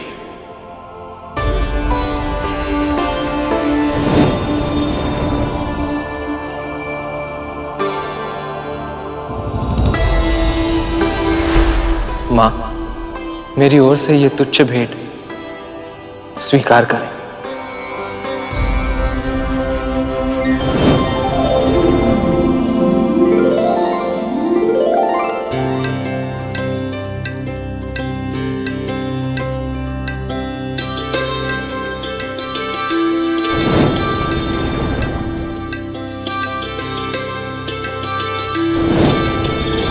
आपकी कांति संपूर्ण जगत में सदैव व्याप्त रहे। जिस पर भी आपकी दृष्टि पड़े उसके सभी कष्ट, सभी दुख सहज ही मिट जाएं और आपके भक्तों पर समृद्धि की अनंत वर्षा होती रहे। दरिद्रता उन्हें कभी छू भी न पाए।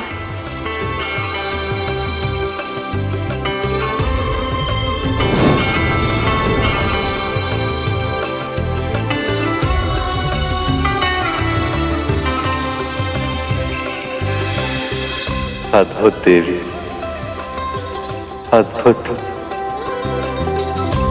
सौभाग्य का प्रतीक है ये कुमकुम, इसे स्वीकार करें मां।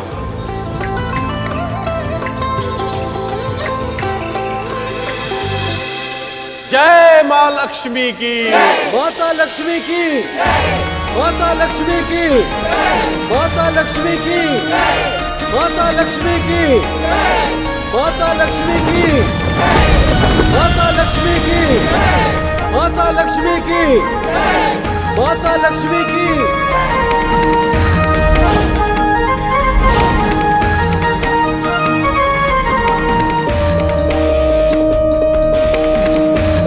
मेरे पास आपको भेंट देने के लिए कुछ नहीं है माँ, इसलिए मैं कुछ देने नहीं मांगने आया हूँ। अब प्रभु विष्णु की प्रतीक्षा का अंत करें।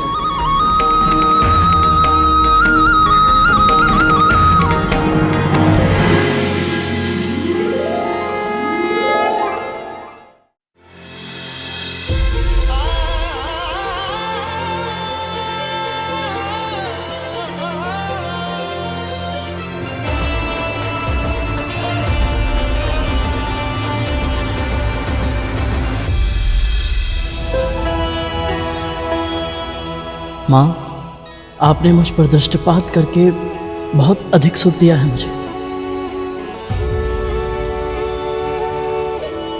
यहाँ सभी ने आपको कुछ ना कुछ अर्पित किया है, परंतु मैं तो साधारण दास हूँ। मैं आपको क्या अर्पित करूँ माँ? क्या भेंट दूँ मैं आपको?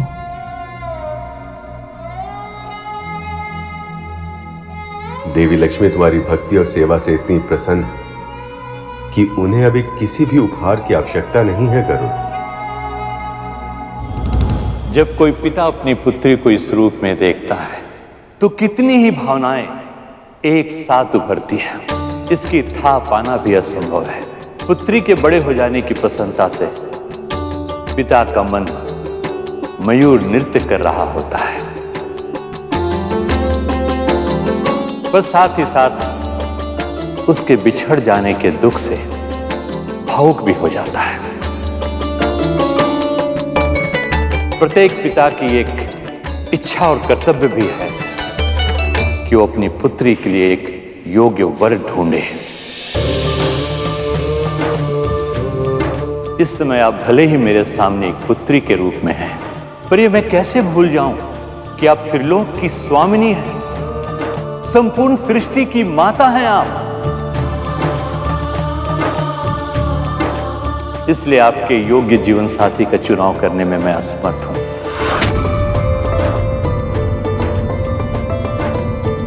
हे सर्वगुण संपन्न देवी, कृपया अपने योग्य वर का चुनाव स्वयं करें।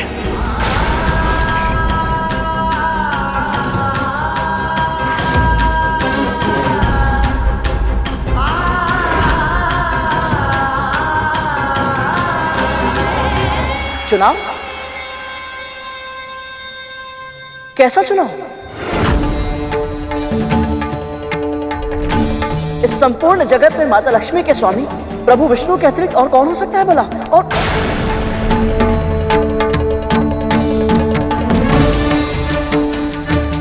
गरुड़ ने उचित ही कहा है देवी।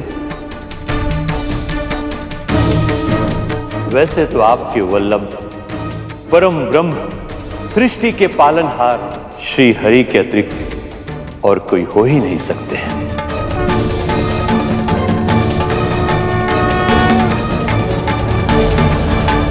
फिर भी मैं चाहता हूं कि आप स्वयं अपना वर चुनें। उत्तम सुझाव है देवी।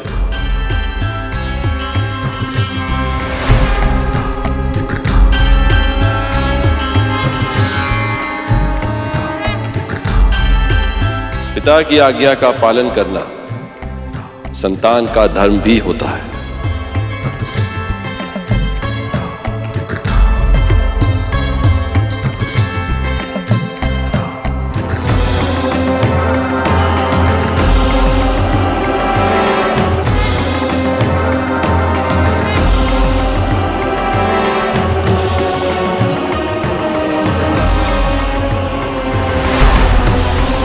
पुत्री, स्वयंवर आरंभ करें।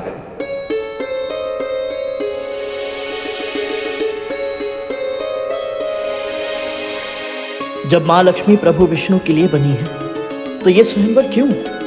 प्रभु आप ये कैसे होने दे सकते हैं? कैसा संदेश? बता मुझे। उन्होंने मुझे एक कथा सुनाई थी। वो कथा मैं आपको बिल्कुल वैसे ही सुनाने का प्रयास करूंगी जिस तरह से उन्होंने कही थी। एक बार एक राजा ने घोषणा करवाई कि उसके पूरे राज्य में केवल पालक ही उगाई जाएगी, उसी का क्रय विक्रय होगा और सारी प्रजा केवल पालक ही खाएगी। न कोई और अन्न, न किसी और प्रकार की तरकारी का पूरे राज्य में प्रयोग किया जाएगा। यदि कोई राजा के इस आदेश का उल्लंघन करता तो राजा उसे कोड़ों से पीटने का दंड देता या कभी कभी उसके प्राण ले लेता। फिर एक दिन एक महान साधु इस राज्य में आए और राजा ने उनसे आशीर्वाद पाने के लोभ में उन्हें वो पालक भेंट कर दी। साधु बाबा ने वो पालक राजा के सामने फेंक कर कहा, मैं तेरे भूत भविष्य के कर्मों के बारे में सब जानता हूँ और तेरे इस पालक प्रेम को तुझसे भी अधिक पहचानता हूँ। पिछले जन्म में तू एक निर्धन किसान था जो अपनी झोपड़ी के पीछे की क्यारी में पालक उगाता था और अपने परिवार का पेट भरने के बाद शेष बची पालक को गांव के सभी लोगों में बांट देता था। किसान के रूप में तूने पुण्य अर्जित किया था जिसके कारण इस जन्म में तुझे राजा बनने का अवसर मिला और पिछले जन्म की वो स्मृति आज भी कहीं तेरे भीतर जीवित है। इसके कारण तू ये पालक का वितरण नहीं कर रहा बल्कि इसके लिए कर रहा है क्योंकि अब तू चक्रवर्ती सम्राट बनना चाहता है। जब तक सेवा बिना किसी स्वार्थ की जाए तब तक ही वो सेवा कहलाती है, पर किसी परिणाम या पारिश्रमिक के लोभ में की गई सेवा सेवा नहीं, स्वांग होता है। और स्वांग रचने वालों को न तो आशीर्वाद मिलता है न ही वरदान, पर किसी परिणाम या पारिश्रमिक के लोभ में की गई सेवा सेवा नहीं, स्वांग होता है। बिल्कुल सही कहा भगवान दत्तात्रेय ने। हाँ, तब तो माँ ने गुरु दत्तात्रेय की सेवा आशीर्वाद पाने के लोभ में की थी, वो भी स्वयं भी नहीं की थी। भगवान दत्तात्रेय से छल करके माता विंता से करवाई थी। ये सत्य नहीं हो सकता, ये तेरे मस्तिष्क की कल्पना है। भगवान दत्तात्रेय का नाम लेकर के तू मनगढ़ंत कथाएं सुना रही है मुझे। दीदी, क्या आप मुझे बिल्कुल नहीं पहचानती? आप जानती हैं कि मैं ऐसा सोच भी नहीं सकती। झूठ बोल रही है तू।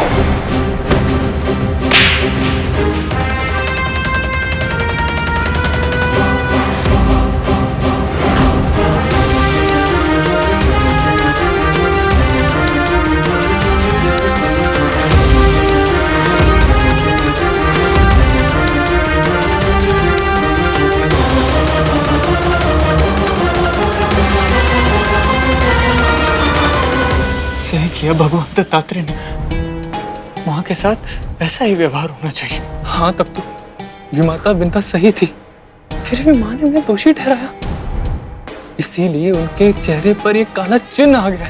अब बहुत हो गया धूमल, माँ को उनके बुरे कर्मों का दंड मिलना ही चाहिए। प्रभु, भला माँ को स्वयंवर की क्या आवश्यकता है? मैंने स्वयं इन्हें विरह की अग्नि में जलते देखा है, हर पल इन्होंने केवल आप ही को प्रेम किया है। तो फिर ये सब क्यों प्रभु? आप दोनों के मिलन में इतना विलंब क्यों?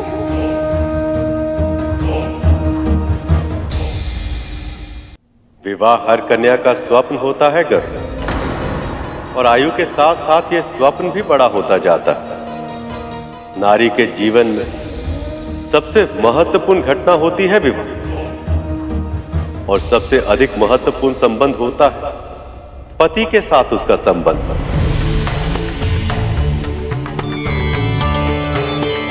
अपने पुरुष, अपने प्रेमी के साथ प्रथम भेंट से बहुत पहले से हर युवती उसके स्वप्न देखने लगती है, अपनी आशाएं, अपनी अपेक्षाएं संजोने लगती है।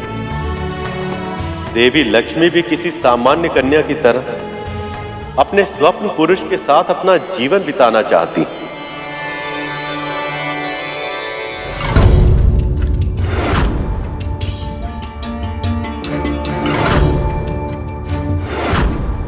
और ये इनका अधिकार है, चुनाव का ये अधिकार मैं तो क्या, कोई भी पुरुष किसी स्त्री से छीन नहीं सकता।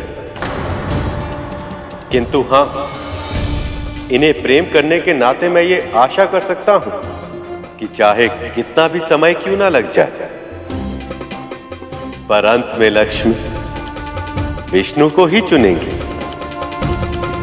हे माँ, ये कैसी लीला है आपकी? इतने समय तक प्रतीक्षा करने के बाद अब और विलंब। इस बीच कोई और समस्या उत्पन्न हो गई तो? यदि लक्ष्मी जी ने मुझे वर चुना तो मेरा पद सर्वोपरि हो सकता है। लक्ष्मी जी के लिए योग्य स्थान स्वर्ग ही है, वो मुझे ही चुनेंगी। सभी देवता और असुरों की आंखों में एक ऐसी विचित्र इच्छा देख रहा हूं।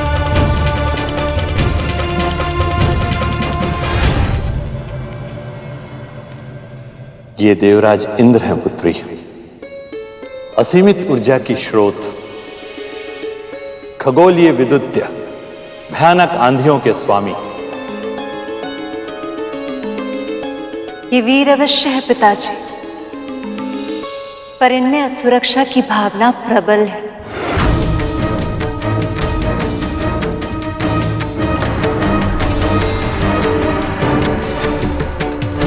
ये सूर्यदेव हैं पुत्री, इनका प्रकाश सारे जगत को जीवन देता है।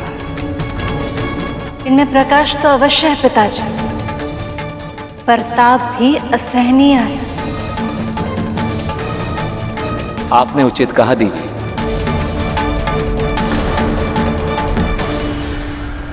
मां की लीला भी अद्भुत है। अब इन सभी के गुण और अवगुण दोनों ही अपने आप सामने आ जाएंगे। नारायण नारायण। कोई भी अपने अवगुणों को दूर करने का प्रयास तभी कर सकता है जब उन्हें अपने अवगुणों का ज्ञान हो जाए। धन्य है मां, धन्य है आप। मन की भावना गुणों और अवगुणों से परे होती है भैया। प्रभु के बारे में सोचिए, ये सब देखना इनके लिए आसान नहीं होगा। इनकी प्रिया इनकी आंखों के सामने अन्य सभी में अपना वर खोज रही है। ये पीड़ा को सहन करना और फिर भी मौन रहना प्रभु के लिए सरल नहीं है भैया। मैं तो कल्पना भी नहीं कर पा रहा हूं कि प्रभु में इतना संयम कैसे है। मुझे तो बहुत चिंता हो रही है भैया। मन तो यही कहता है कि कोई भी समस्या उत्पन्न नहीं होगी, परंतु जब तक इन दोनों का मिलन नहीं हो जाता मुझे शांति नहीं मिलेगी।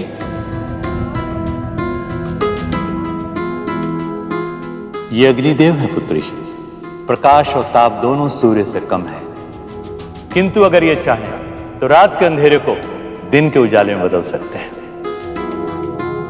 और यदि ये नियंत्रण से बाहर हो जाए तो ये सबको भस्म भी कर सकते हैं।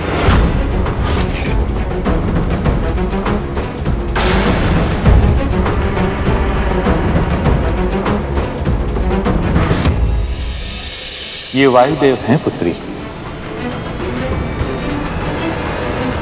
ये बहुत चंचल है, स्वयं एक स्थान पर टिककर रह ही नहीं सकते।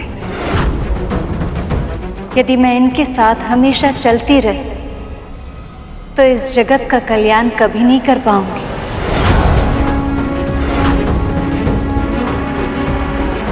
इनसे मिलिए पुत्री, ये हैं वरुण देव। इनके व्यक्तित्व में तरलता इतनी अधिक है कि ये बार बार अपने आकार बदलते हैं, और जो स्वयं अपना आकार इतनी बार बदले, उनके साथ मैं स्थिर कैसे रह सकती हूँ?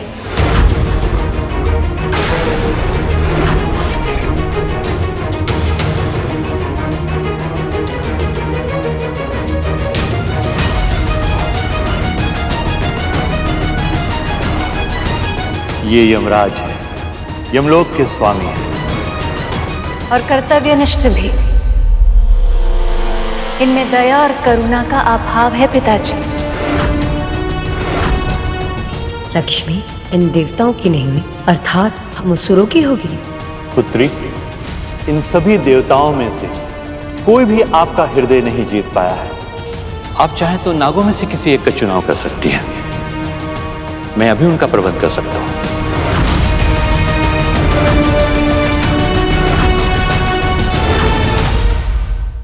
लक्ष्मी नागों की नहीं हो सकती। क्षमा कीजिए पिताजी, नाग तो सदैव ही अपनी माता से भयभीत रहे, इतने अधिक भयभीत कि उनके प्रवृत्ति से भय निकालना असंभव है। और जो स्वयं इतने भयभीत है, उनके साथ मैं सुरक्षित होने का आभास कैसे कर सकती हूँ? बहुत अभिमान है ना कद्रू को अपने पुत्रों पर। यदि वो ये सुन लेती तो कितना आनंद आता। उसे होना चाहिए था यहाँ। पता नहीं क्या कर रही है वो पृथ्वी पर। हमारे स्वामी प्रभु विष्णु की प्रतिमा को नहीं, भगवान दत्तात्रेय को प्रणाम कर रहे थे। अभी अभी उन्होंने मुझे साक्षात दर्शन दिए दीदी। संभव नहीं।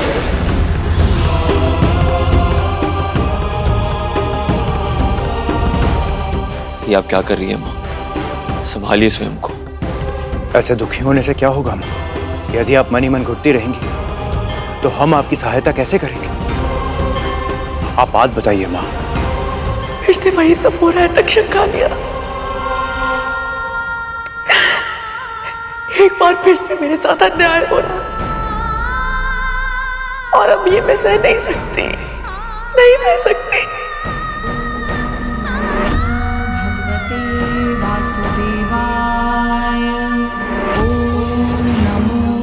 भगवते वासुदेवाय। ओम नमो भगवते वासुदेवाय। कितनी प्रसन्न है वो आज। अवश्य कुछ ना कुछ ऐसा है जो मुझसे छुपा रही है। इसकी पहले की बहुत देर हो जाए। मुझे जानना होगा कि वो भेद क्या है।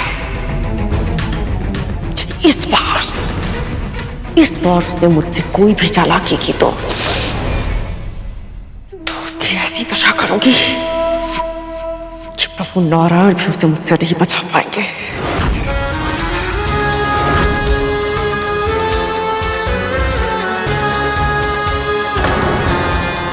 हाँ, ये आपके मुंह पे काले धब्बे कैसे आ गए?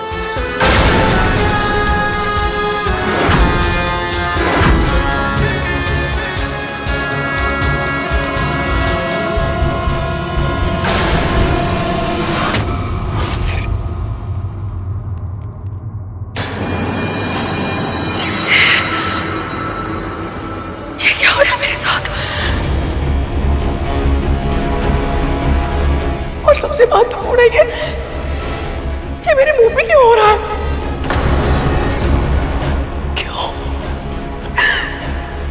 कितने कष्ट सहने पड़ रहे हैं मुझे। मानसिक और भावनात्मक कष्ट कब तक है जो अभी शारीरिक कष्ट। भगवान दत्तात्रेय का वचन तो सत्य हो रहा है। मैं भी यही सोच रहा था तक तो हमारी माँ के आंखों में आंसू है और विंता माँ के स्वर में सुख। हाँ, इसका अर्थ तो यह है कि विंता माँ और गरुड़ शीघ्र ही दास्ता से मुक्त हो जाएंगे। लक्ष्मी माँ तो सभी में कोई ना कोई अवगुण खोज रही हैं। ये तो स्वाभाविक है शेष। जो सर्वगुण संपन्न वो किसी अवगुण से युक्त पुरुष के साथ जीवन निर्वाह कैसे कर सकती?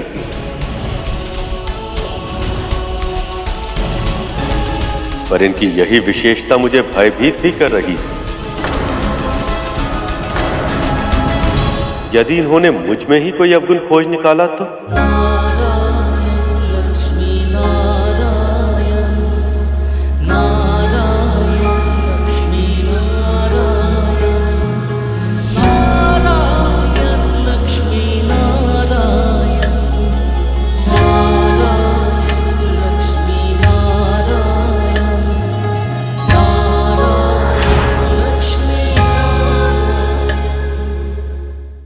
प्रभु ये क्या कह रहे हैं आप? भला आप में कोई अवगुण कैसे हो सकता है? तुम एक भक्त की दृष्टि से देख रहे हो गर्व। एक स्त्री की दृष्टि वो भी देख सकती है जो कोई नहीं देख सकता। और जब उसे अपने जीवन साथी का चयन करना हो तो सर्वश्रेष्ठ से कम कुछ भी स्वीकार करने का प्रश्न ही नहीं उठता। तो भी ठीक है प्रभु, आज मां के स्वयंवर से यह सिद्ध हो जाएगा कि आपके भीतर ना कोई खोट है ना कोई अवगुण। इस समस्त संसार में आपसे उत्तम पुरुष कोई हो ही नहीं सकता। सर्वश्रेष्ठ है आप। गरुड़ सही कह रहा है प्रभु, आपको चिंता करने की तनिक भी आवश्यकता नहीं।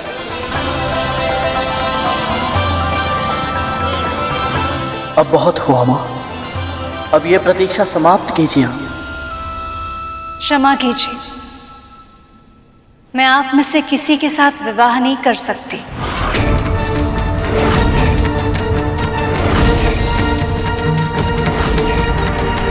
अब स्वयंवर में केवल असुर ही बचे हैं।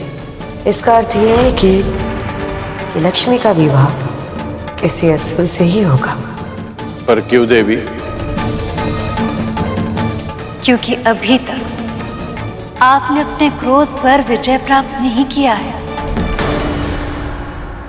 और जिसके मन में विकार हो उन्हें मैं स्वीकार कैसे कर सकती हूँ?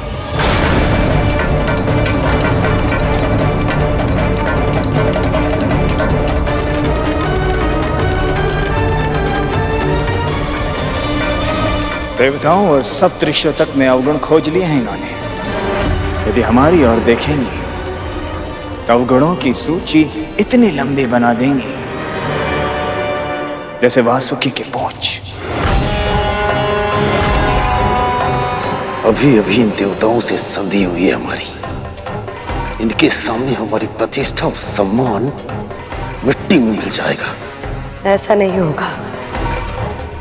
पर क्यों मां? क्योंकि विष्णु प्रिया की दृष्टि में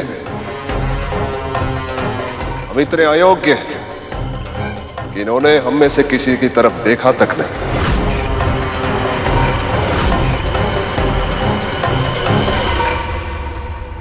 इन असुरों की उपेक्षा करके मां ने बहुत अच्छा किया। इन दुष्टों के ऊपर मां की कृपा दृष्टि भूल से भी नहीं पड़नी चाहिए। मुझे नहीं पता था तुम्हें असुरों से इतनी चिढ़ है। मुझे हर उस प्राणी से चिढ़ है भैया जो मां और धर्म का सम्मान नहीं करते। मुझे भी गर्व है।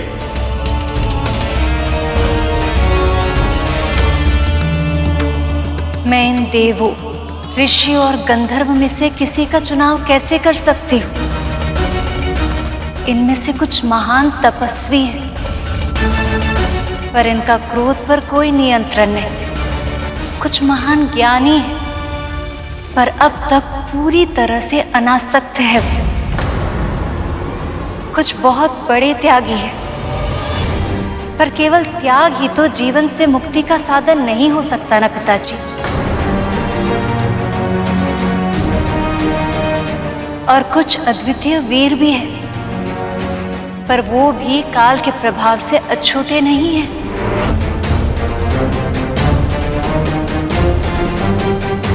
पिताजी, मुझे ऐसा लगता है कि यहाँ ऐसा कोई भी नहीं है जो मेरे पति बनने के योग्य है।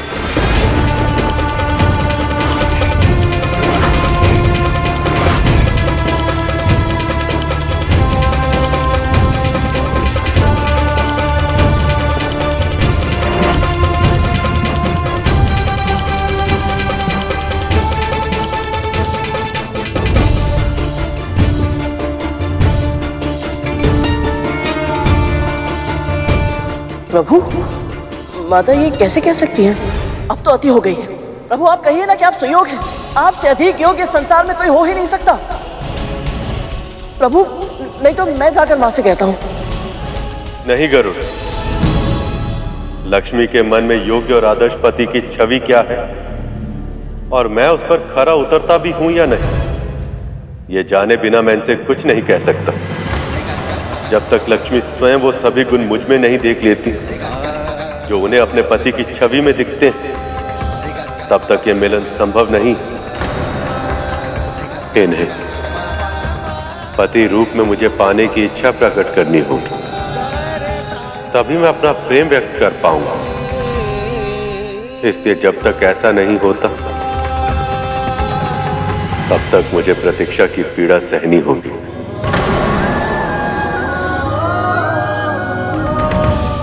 मुझे इसी बात का भय था प्रभु कि ये स्वयंवर आपकी उदासीनता का कारण ना बन जाए।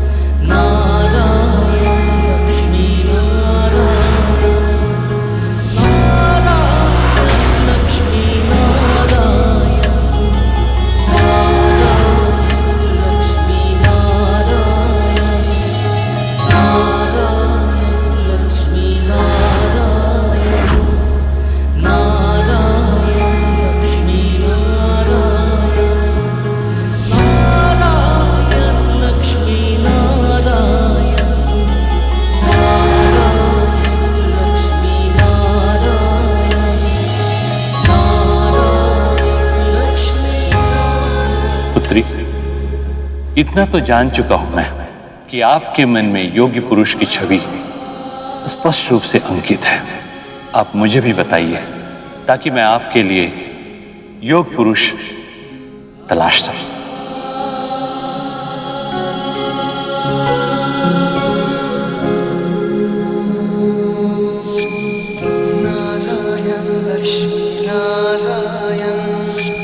हम क्या ढूंढे इस परम ब्रह्म को जो ये सारा संसार चलाए। ये विरह भी हरि की लीला थी, अन्यथा कैसे बिछड़े वो जो एक श्वास में लक्ष्मी नारायण कहलाए।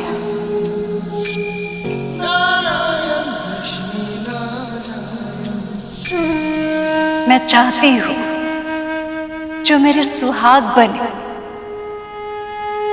वो सदैव बने रहे। हल्दी कुमकुम का सौभाग्य सदैव बने रहे और मेरे जीवन में कभी भी कोई सौत ना आए, अर्थात मेरे पति किसी अन्य स्त्री से न तो प्रेम करे न विवाह। जो मेरे वर हो उनका वैभव सदैव रहे, जो अजन्मे हो, जो अमर हो, जो दीन दुखियों के साधु संतों के रक्षक हो, जिनके कारण धर्म की स्थापना हो, जिनके हृदय में प्राणी मात्र के लिए दया की भावना हो।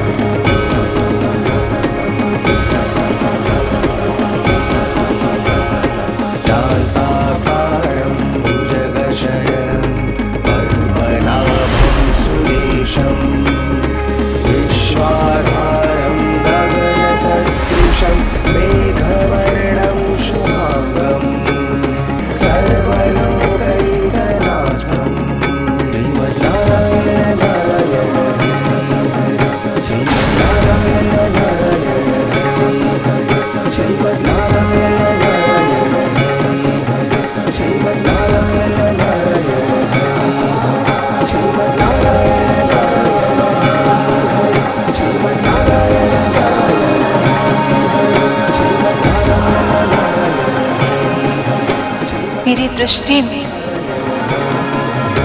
संपूर्ण सृष्टि में ऐसे केवल एक ही पुरुष है,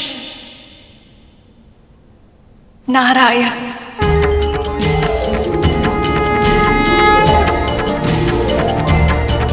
लेकिन मैं इनसे ये जानना चाहती हूँ,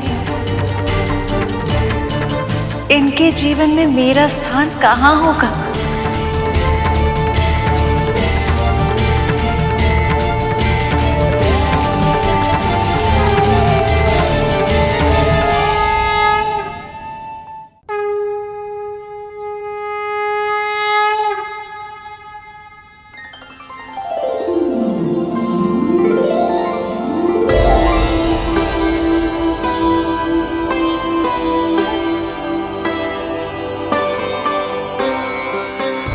विमाता, विमाता, हमसे बहुत बड़ी भूल हो गई विमाता, हमें क्षमा कर दीजिए। ये क्या कर रहे हो तुम दोनों? उठो, उठो। क्षमा क्यों मांग रहे हो? सत्य ये है कि भगवान दत्तात्रेय ने आपसे पहले हमें दर्शन दिया था। हाँ विमाता, वो तो सिर्फ आपकी परीक्षा ले रहे थे, इसलिए जब भी आपको आवश्यकता थी हम सहायता करने का प्रयास करते थे। तभी हमें पता चला कि आप तो हमेशा से ही सही थी। हमारी माँ ने आपके साथ कितना दुर्व्यवहार किया था और हमने भी अतीत में आपको कितना तंग किया था ना। हमें क्षमा कर दीजिए विमाता, हमें हमारी भूल का आभास है।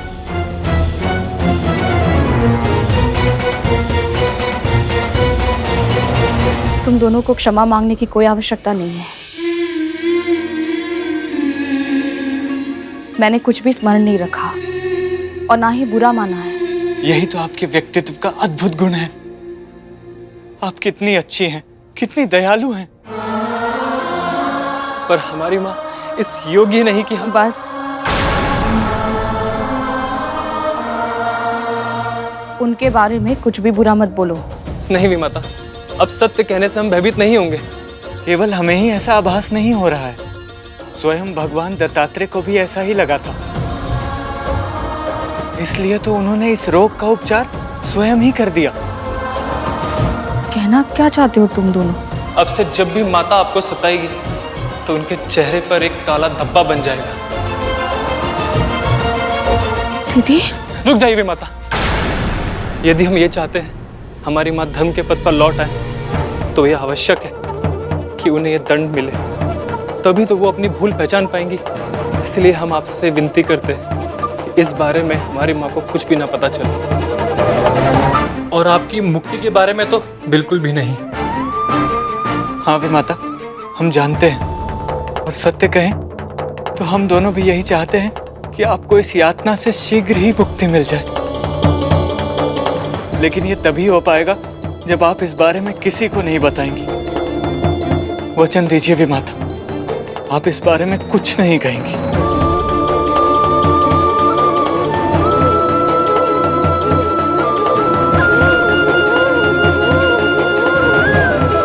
भगवान दत्तात्रेय ने सही कहा था। मेरे सुख के दिन आरंभ हो गए हैं। बस किसी तरह मैं इस प्रसन्नता को शीघ्र ही अपने पुत्र के साथ बांट पाऊं। आपका केवल एक ही स्थान हो सकता है देव, मेरा हृदय, जो बहुत लंबे समय से आपकी प्रतीक्षा कर रहा है। यदि आप मुझे स्वीकार कर लें तो मैं आपके योग्य बनने का प्रयास अवश्य करूंगा।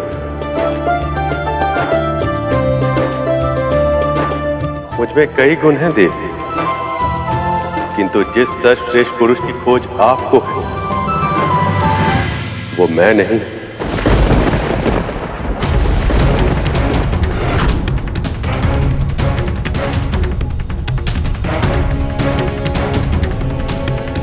क्योंकि मैं तो सर्वश्रेष्ठ तब तक नहीं बन सकता जब तक आप मेरे साथ ना हो।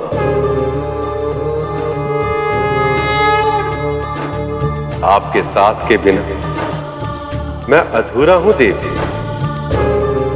आपका साथ ही मुझे पूर्ण बनाता। मेरा उत्साह आपकी मुस्कुराहट से, मेरा बल आपके प्रेम से। आपका पति बन मेरा सौभाग्य होगा देवी।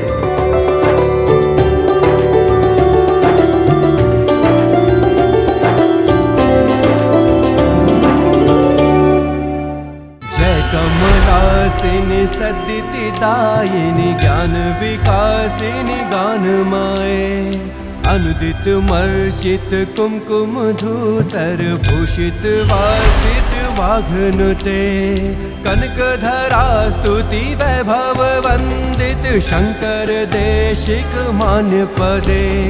जय जय हे मधुसूदन कामिनी विजय लक्ष्मी परिपालय मां।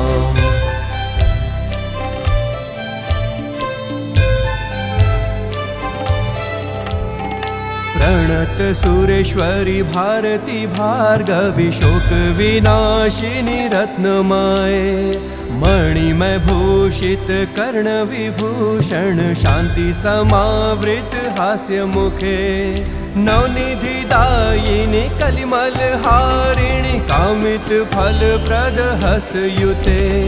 जय जय हे मधुसूदन कामिनी विद्या लक्ष्मी सदा पालय मां। वेद पुराण इतिहास सुपूजित वैदिक मार्ग प्रदर्शयुते। जय जय हे मधुसूदन कामिनी धन लक्ष्मी रूपेणा पालय मां। श्लो अष्टलक्ष्मी नमस्तुभ्यं वरद काम रूपिणी विष्णु वक्षः स्थलारूढ़ भक्त मोक्ष प्रदायिनी। श्लो शंख चक्र गदा हस्त विश्वरूपिणी ते जयः जगन्मात्रे च मोहिन्यै मंगलम शुभ मंगलम। लक्ष्मी नारायण की जय, लक्ष्मी नारायण की जय, लक्ष्मी नारायण की जय, लक्ष्मी नारायण की जय। प्रभु देवी, मेरे दिए हुए श्राप के कारण आप दोनों को वियोग सहना पड़ा। उसके लिए मैं क्षमा प्रार्थी हूं। आपका क्रोध भी कल्याणकारी रहा है महर्षि। यदि आप श्राप नहीं देते तो देवराज इंद्र का अहंकार कैसे टूटता? असुरराज बलि को उनके अच्छे कर्मों के कारण स्वर्ग कैसे मिलता? वासुकी को महादेव कैसे मिलते?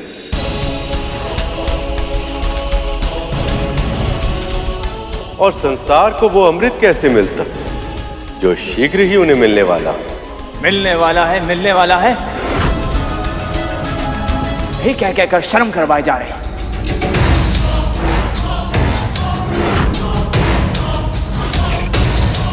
पर मिलेगा कब?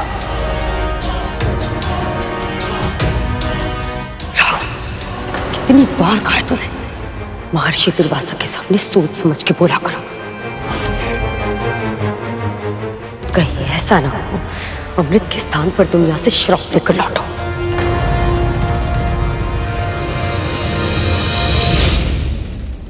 देवी, जब आप लौट ही आई हैं तो अपनी कृपा दृष्टि का आशीर्वाद देवताओं को भी दे दीजिए। श्री के बिना इनके जीवन में ना ही कोई सुख है और ना ही कोई उल्लास।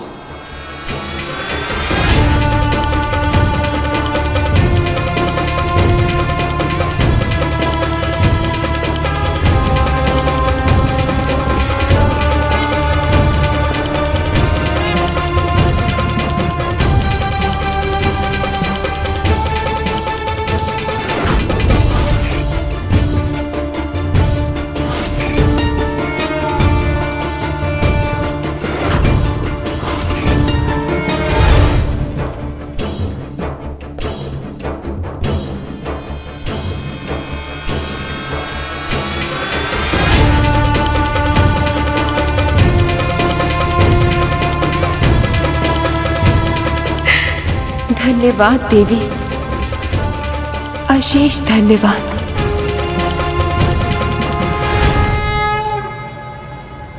जितना भी प्रसन्न होना है हो लो इंद्र।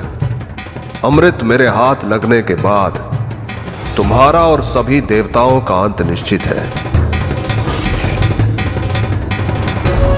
विष्णु ने एक बार फिर से हमारे साथ पक्षपात किया है, किंतु इस बार मैं ये मंथन पूरा होने नहीं दूंगी।